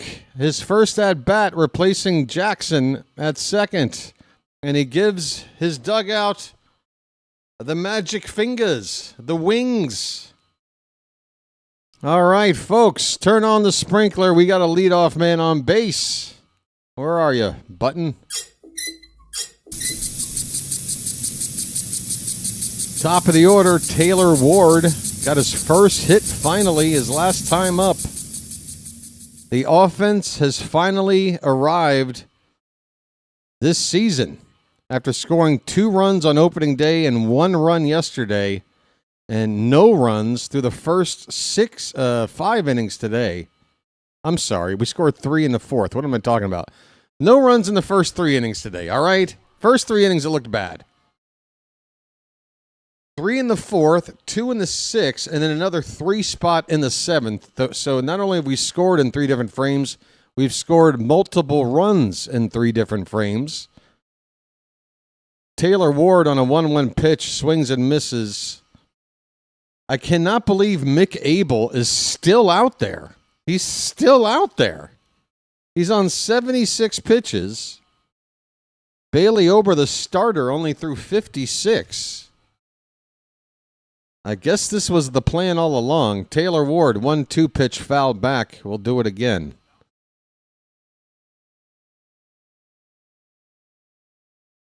Earl number 4 is upstairs tuning into the BW show, if only. Oh, Earl, if you can hear me, buddy, thanks for the memories, my friend. I'm trying to take your energy and keep it alive, my friend, the Oriole way. Here's a throw down. We're going to try to steal a base, and Blaze says check it.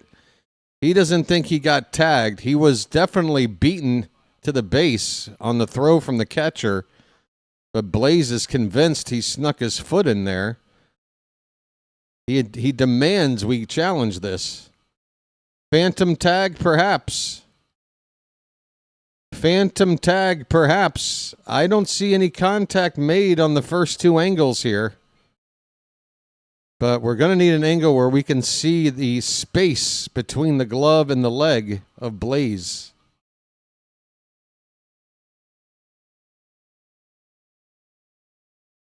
Blaze insisting that glove never touched him, and I got to believe him. I mean, he was so emphatic about it. He was calling for a challenge before he was even done sliding into the bag. The problem is you need some kind of visual evidence, which in this case would mean you need to see some kind of space between the glove and now you don't see the glove sort of get smushed. If the glove gets smushed at all, you know there's contact. And to me, that's really the only case you can make, because otherwise it'll be amazing to get this call overturned. And I feel like Blaze's sort of emphatic reaction to all of this might help our case more than any visual evidence. I never see the glove touch, but I also don't see an angle where there's space between the glove and the leg. They are going to uphold the call and call him out. And folks, this is due to the lack of clear visual evidence, and it's just too bad, because I believe Blaze. I believe the glove never touched him. But they don't have the evidence to overturn it. He is called out. It's too bad. One away. The count is 2-2 on Taylor Ward.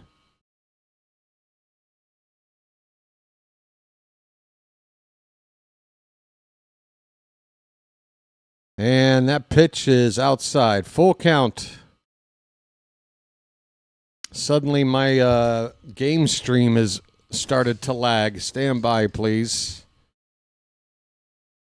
Sometimes a couple of hours into a game, I have to hit the refresh button. Looks like Alexander is walking around the dugout insisting that he was indeed not tagged. And I believe him. 3-2 pitch. Outside, ball 4. Taylor Ward, take your base. And that really sucks because if Blaze didn't try to steal, he would have been pushed to second after this walk. We would have had first and second, nobody out. Instead, just first base, one man down. Folks, we got to 200 likes. That's fantastic. Keep it going. We got the 270 opening day. I don't know if you can top that, but if you got close, I'd be very impressed and very appreciative. Anthony Banda, lefty, who we saw in Game 2, he hit Gunnar Henderson. He's going to come on to pitch right now. Pitching change for the Twins. And is it Ward that just got on? Are they bringing in Banda to face Gunnar now again? Gunner's not going to be happy to see Banda after getting hit by him in the last game. He shot Banda about 3 different cold stares walking down to first base. We just need Gunnar to... Look, folks, when we go back to Gunner's best year, you know, runner-up MVP... Again, I feel like the only times we saw him get angry was when he would draw a walk and then he would like alpha male that bat over to the dugout. He would just very aggressively just fling his bat back to the dugout and be like, I don't like to get walked. I want a chance to hit off of you. And I like that. I like that aspect of Gunnar. Like he doesn't want to get walked. He wants you to try to give him a pitch to hit so he can show you what to do with it. But since last season, he's shown a lot of situations where he shows that anger streak in him. And I just worry sometimes that it's not helping himself or the team. It can be helpful. It can get a team fired up sometimes. But other times, like in a situation yesterday when he struck out with the bases loaded, the way he reacted kind of gave off a vibe to the team. Like if I were on the team with him, he was giving off a vibe that said to me like, well, I couldn't come up with the big hits, so we're screwed because I couldn't do it. As if nobody else could maybe, you know, there's still a lot of game left. And I feel like the morale of the team went down after Gunnar had that blow up after, coming up short with the bases loaded. Well, Gunner's up right now, folks, and he's got ball 1. Here we go. 1 out, runner at first. And there's a nice slider on the front door at the knees. The count is 1-1 on Gunnar Henderson. His name's Gunnar, and he's dating my mom. Again, I love the passion Gunnar shows. It shows that he gives a shit. Here's a ground ball to first. This could be 2. To second for 1. Back to first. Thankfully, Gunner's speed bails him out of a double play ball. It'll be a fielder's choice. That ball hit right to first. A 3-6-3 double play attempted by the Twins, but the relay was late. It'll be a fielder's choice. 2 down. And Alonso coming up. Folks, get those polar bears up. A polar bear stirs. A polar bear stirs. Let's go. I want more runs. I don't know about you. I want more runs. It's our last chance to add on here. And we just got a runner picked off. Gunnar got picked off before we throw one pitch to Alonso. Now what, Gunnar? Now who are you mad at? The guy that hit you yesterday now just picked you off. And you got caught off the bases with 40 homer a season guy that we just brought in. Gunnar, dude. Come on, dude. I said this after game 2. Albanese needs to talk to Gunnar, man. He needs to talk to him. You can't give him the star treatment and just let him do whatever. He's in a bad way right now. He needs a talking to. He's too important of a player to be screwing up like this. You need to have a talking to with Gunnar. Look, I'm not going to... Look, I love Gunnar Henderson. I love him. I love Gunnar Henderson. Don't get me wrong. This is tough love, okay? But you cannot fall into the trap of letting your star player just, just crater like this. He's cratering. You got to recognize it. You got to nip it in the bud. It's the start of the season. We're trying to set a tone here. Albanese needs to get into Gunnar's ear. He doesn't need to do anything publicly. He doesn't have to get into his ear in the dugout, but he needs to pull him aside after the game, one-on-one conversation, and just, get Gunnar on the right track. Come on, man. It's game 3 of the season. If Gunnar keeps up this kind of energy, he's gonna have a mental breakdown before we get to the All-Star break. All right, folks, let's close the door. Let's worry about it later. Let's close the frickin' door. Close the door. We're turning to Ryan Helsley, folks.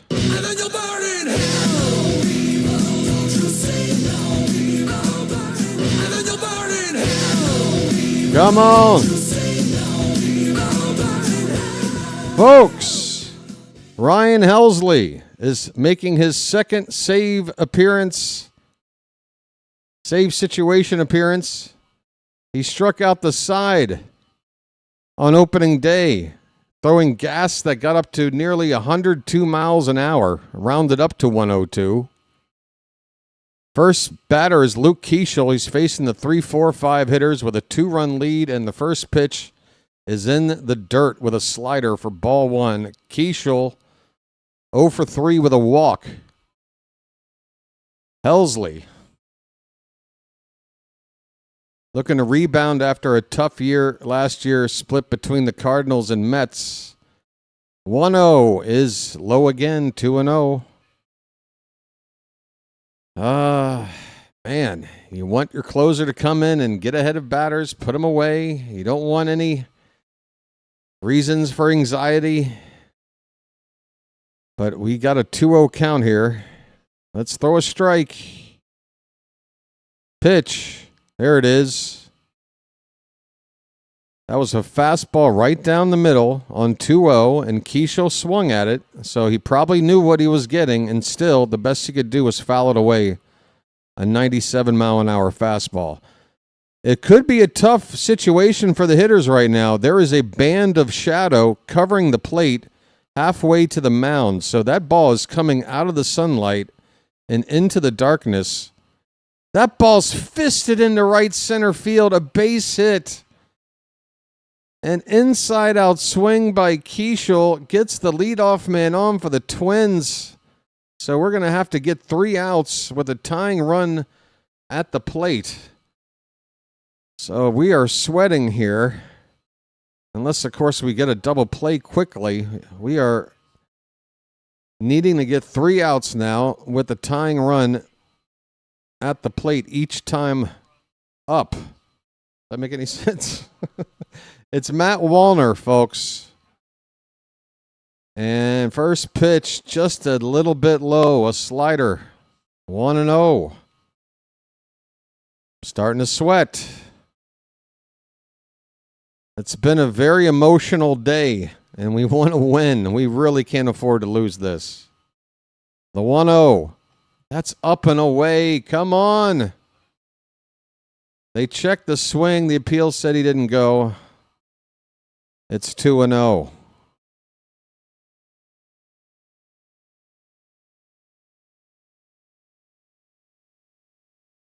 Two and 0 pitch. That's popped up. That was up to 101 miles an hour on the gun, up and in on Wallner. So he got a 2-0 heater, but the location was good and the velocity was chef's kiss. 2 balls, 1 strike. Again, I hope that sun and shadow split there between the mound and the plate is going to help us in some way. 2-1. That one's hit opposite field. A diving catch by Taylor Ward. Oh, that ball was sinking. He got down. He makes a big catch. The first out here in the 9th.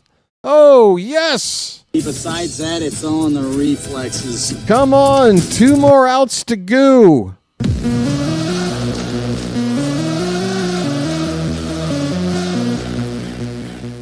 Best defensive play as an Oriole by Taylor Ward to date. A big first out. Here's Bell. He takes low and away. Helsley's got to get ahead of these guys. 1-0 on Bell. He's already 2 for 2. He's walked and been hit by a pitch. He's been on base all 4 times.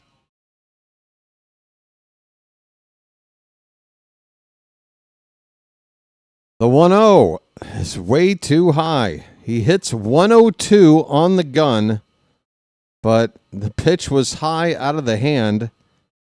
So all that velocity means nothing when the batter can see out of the hand that it's not worth swinging at.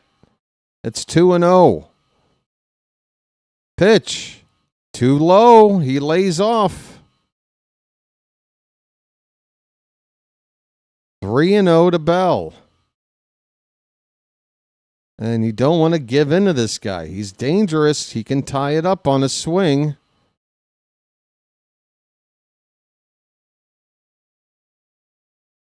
Three and 0 the count, the pitch. That hits the bottom of the zone. But if we have a challenge left, we have to try it.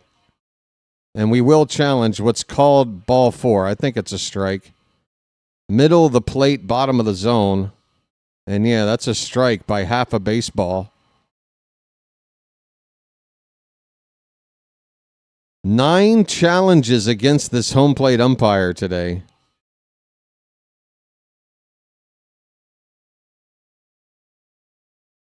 That's got to be pretty bad. 3-1 the count now on Bell. Pitch. That's a little tapper at the plate foul. Full count. Full count. Come on, folks.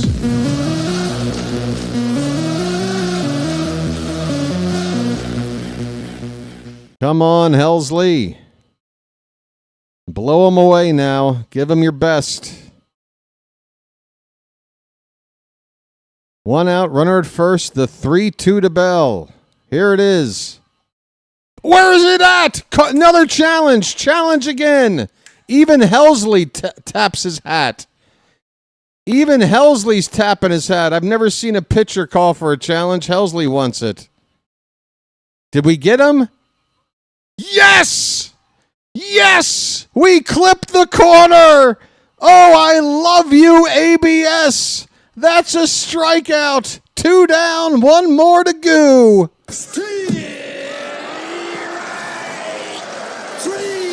Well, y'all come back now, you hear?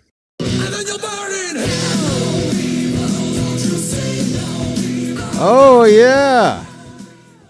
And the Twin manager is hopping mad.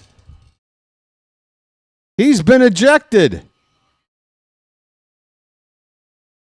He's saying Helsley maybe took too much time to indicate that he wanted a challenge. Come on, that was a challenge. You know you're going to challenge that call in that spot. Yeah, dude, you are barking up the wrong tree, my friend.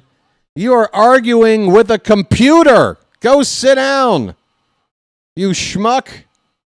That's out number 2. Yeah, 2 seconds, and yeah, Helsley tapped his hat after 1 second. Get out of here. He went back a second time. Maybe you didn't see him tap it the first time, you dick. All right, Caratini at the plate. 2 down, pitch. Inside edge, called a strike at 102. Folks, one more out to go. The crowd's making noise. Minnesota's out of challenges. We're using ours well. They have really helped. 8-6 Orioles in the top of the ninth. 2 down. The 0-1. Outside, missed by an inch or two. It's 1-1.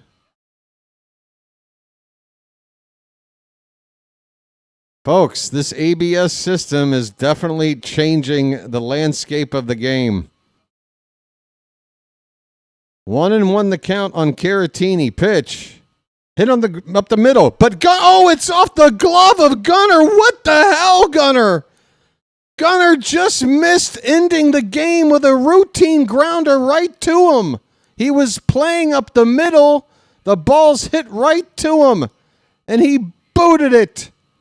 I don't believe it. I don't believe it, Gunnar. What is going on with you? Again, who are you mad at? Because the only person I see here that needs to get a talking to is you.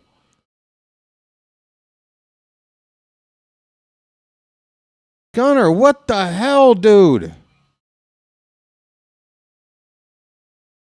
Holy cow, this game is still alive for the Twins. They have the tying run on at first now. First and third, 2 down. Brooks Lee is pinch running at first.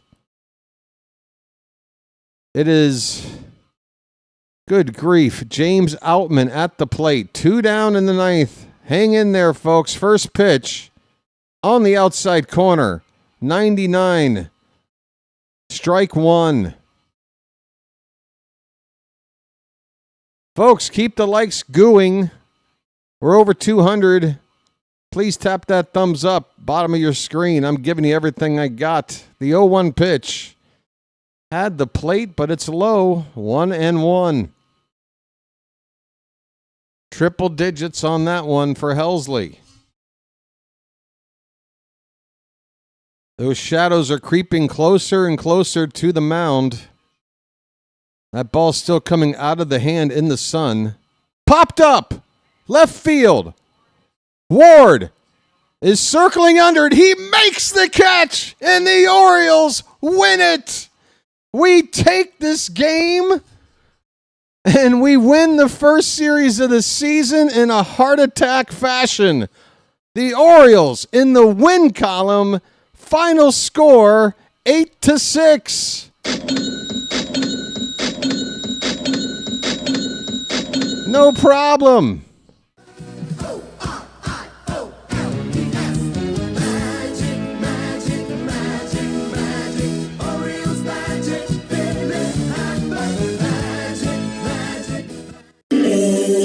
Oh my.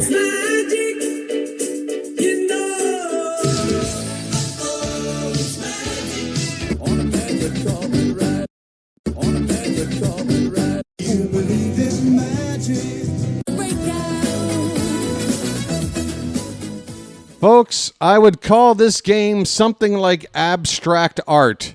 It was ugly and beautiful at the same time. You feel me?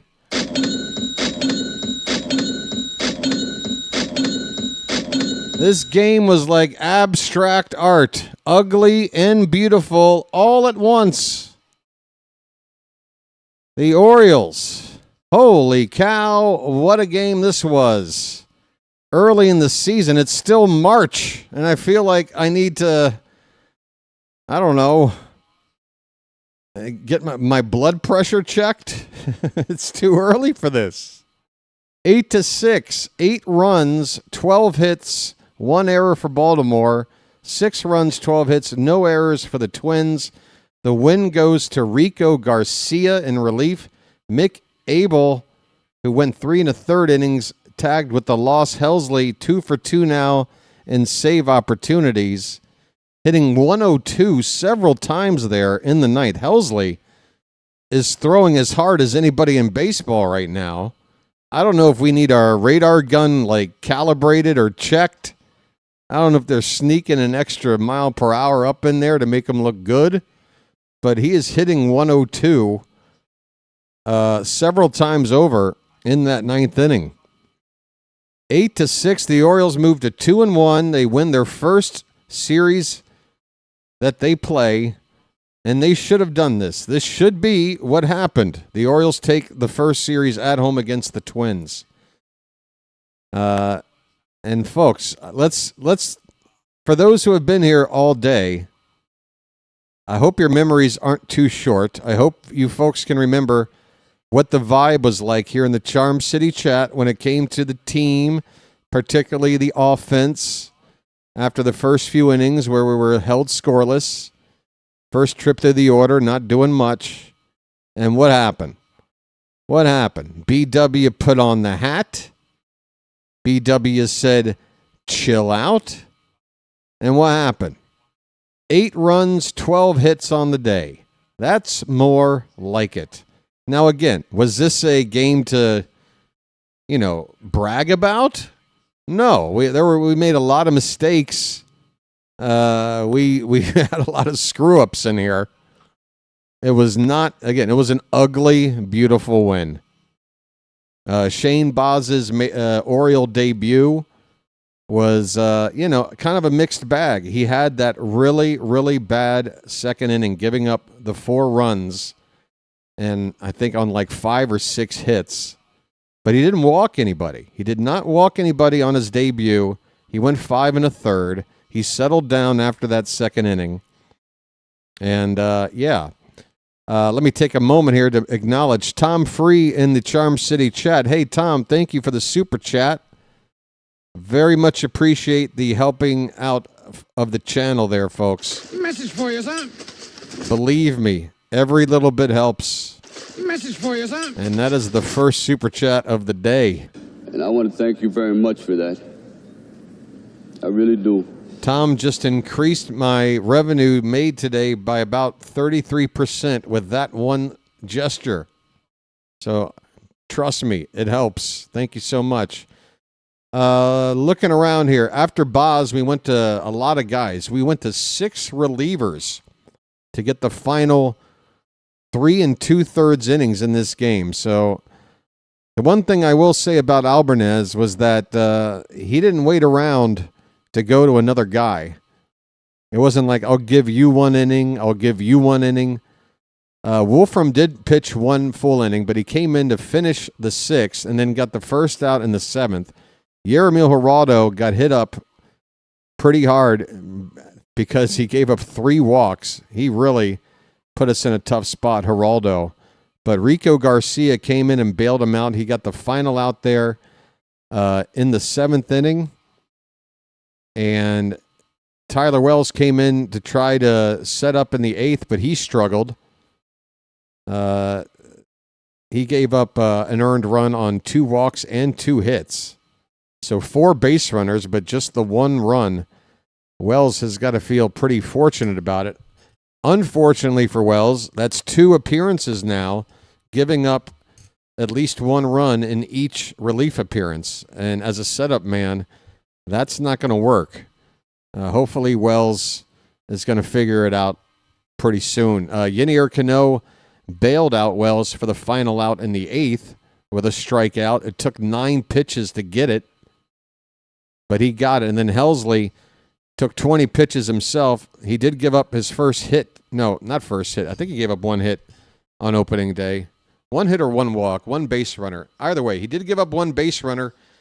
He did get 1 strikeout, and he notches his 2nd save in as many chances. So there you go, folks. That's the rundown today. Oh, I didn't really go over the hitters. Let's give a round of applause to Taylor Ward, Gunnar Henderson, and Pete Alonso. The top 3 in the order all got at least 1 hit today.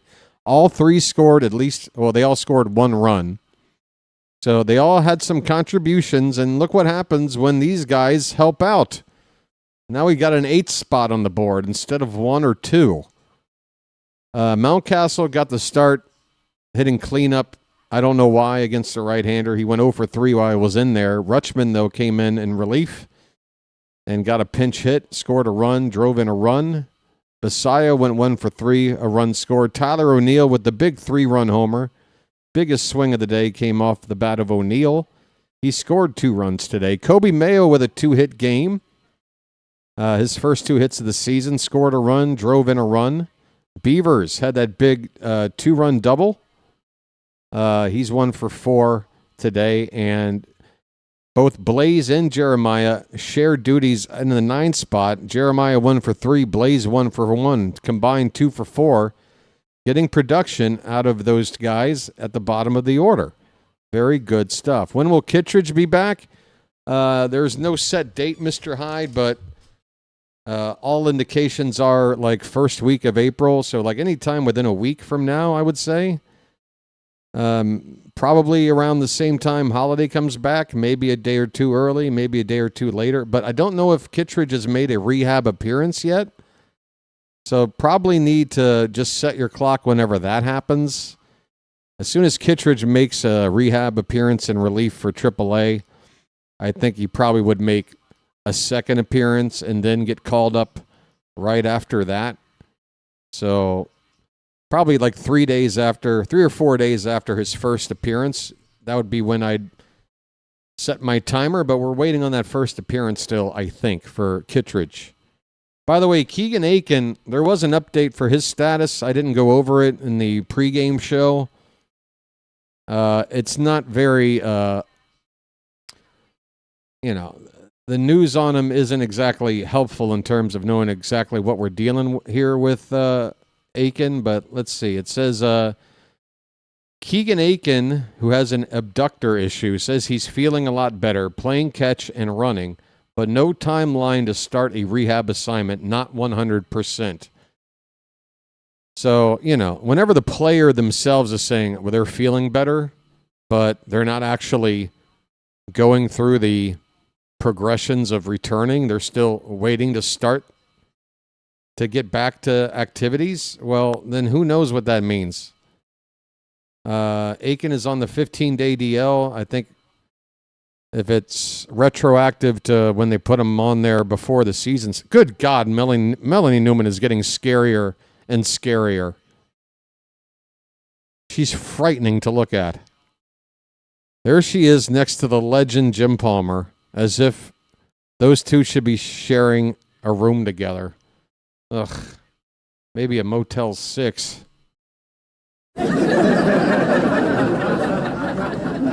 Anyway, I don't know why. Melanie, I love you. I secretly love you, Melanie, okay? By the way, the Twins left 10 men on base today. The Orioles left 6. So in the 2 losses for the Twins, hey, you could be a Twins fan and be much more upset about how this series went because the Twins left a ton of men on base opening day. We left a ton of men on base in Game 2, and then they left a lot of guys on today. That's sort of been the story of this series, was the losing team not cashing in on their chances, or at least not at a good enough rate. Yeah. So we've got the Texas Rangers. You know what? I didn't even bother to add that information to the scrolling info bar at the bottom of my screen here. But yeah, I have to make up some new thumbnails and make up some new events as well. But let's see. Let's look at the matchup coming up tomorrow with the Rangers coming to town. It's going to be the first night game of the season, which means I get to sleep more. And I'm very excited about that.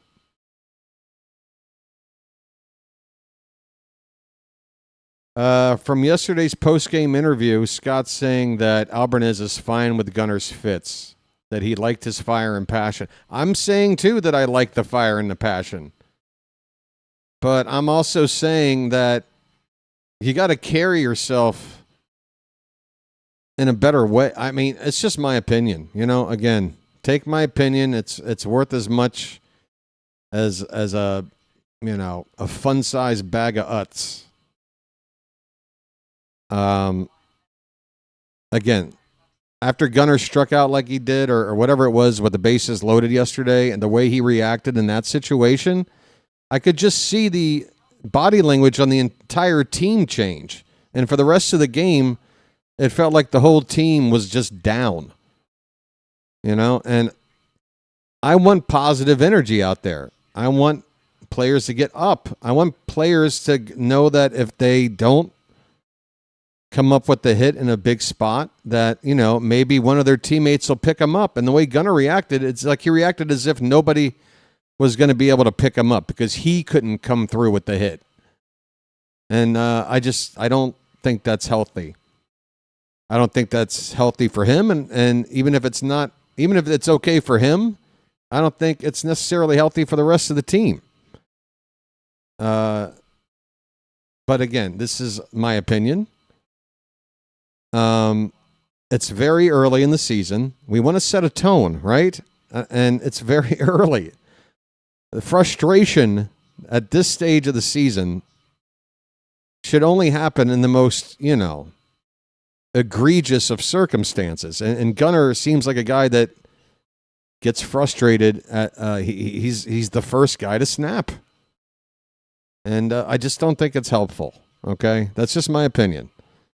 Will that same mentality as the season goes on in certain situations, will it come into play and be very productive and positive for the team? Yeah, I think it could. If Gunnar has a big day and he's out there getting charged up, he just hit a bases clearing double and he's pumping his fist at second base and charging the team up, I'm sure that's going to be great. But when he's not having a good game, he doesn't need to just, let everybody know how bad of a day he's having. It's a long season. I think he comes from that generation of like, if I'm not instantly gratifying or instantly helping out, then I've got a lot of worries. And, again, it's not the right sport for that. You gotta put that last bad result aside and be in a position to be helpful for the next result.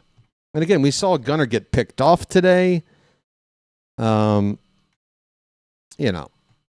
just, he's very close to being one of the best players in baseball. It's true. We know he's talented as hell. I want to see the best for him. And that's the only reason why I talk about him like I do. I want to see this guy have a tremendous career. Okay? He's when he's having fun out there, he's fun to watch. When he's struggling, though, not so fun to watch him struggle. No?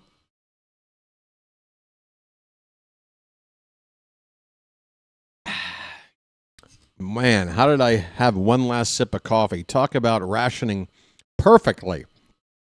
Okay, so tomorrow, folks, maybe I did get the info down there. Oh, I did. Okay, so tomorrow we've got a start time. First pitch is 6:35 p.m. Eastern. I'll be on the air at 6:20 p.m. as we take on the Texas Rangers, who will come into town with the same record of 2 wins and a loss. They will have Jack Leiter on the mound, a right-hander, our 4th straight right-hander that we're facing to open the season. Chris Bassett is going to make his start, his debut for the Orioles. Bassett, as a member of the Blue Jays for the last several years, was pitching in the World Series just, 5.5 months ago? Here he is, ready to make his Orioles debut tomorrow evening. The veteran right-hander going up against the young Jack Leiter. Again, 6:35 first pitch, 6:20 for the stream. Get here no later than 6:30 if you know what's good for you. All right, folks? I hope you've enjoyed the coverage today. Anybody got anything else they need to get off their chest? Annie says she not so secretly loves me. Well, what's not to love? Take a number, Annie. I mean, if I had a nickel for everybody that loved me, I might be able to play a couple of games of Miss Pac-Man in 1982. Hey, thank you, Janet. Thanks, everybody. It looks like I need to see if somebody else is streaming so I can redirect you over to them. You know, pay it forward kind of thing. Pay It Forward, the movie that spawned a phrase that outlasted the movie or something. Looks like the only colleague of mine live at the moment is Dr. Delay, who's covering March Madness, UConn versus Duke. Let me just confirm that this game is actually going on right now, and it's not like a post-game show or a 30 minutes pregame, whatever. It just got started. Okay, it's 4-2 Duke, just a minute and a half into that one. In that Elite Eight matchup, Duke always getting far in that basketball tournament. Make it 7-2 Duke. They just dropped a tray. All right, Dr. Delay, let's see, you're in there. And I'll get you over here on the vertical side as well. Do. Oh, wait a minute. Now, wait a minute. Over here, I'm getting more different options. Bitsy, JJ. All right, if you're on the vertical side, I guess you're going to see J. Oh, no, that game's over. Well, then why are you showing me that? All right. We'll just stick with the doc. Okay. Oh, wait, and that's over now. What? What in the hell? Jesus, Bobby. I'm just trying to redirect people to the game. What in the hell? All right. For some reason, I'm having trouble redirecting with the vertical side, so I'm just going to not do it. But those of you on the horizontal side will head over to Dr. Delay right now for Duke UConn. Enjoy the rest of your weekend, folks. The Orioles in the win column and start the season with a series win against the Twins. The Rangers coming to town tomorrow. Hope to see you here tomorrow night. I want to thank the mods in the Charm City chat for keeping the chat nice and charming. Thanks to the super chat that rolled in. We got a new Magic member as well, thanks to a gifted membership from Annie. We got the likes well over 200 on the horizontal side and plenty of watch time and viewers here today. Great stuff. The Orioles win 8-6. That's going to do it. Until tomorrow night, this has been the BirdWatcher, folks, and I will chirp at you later. Have a good rest of your weekend.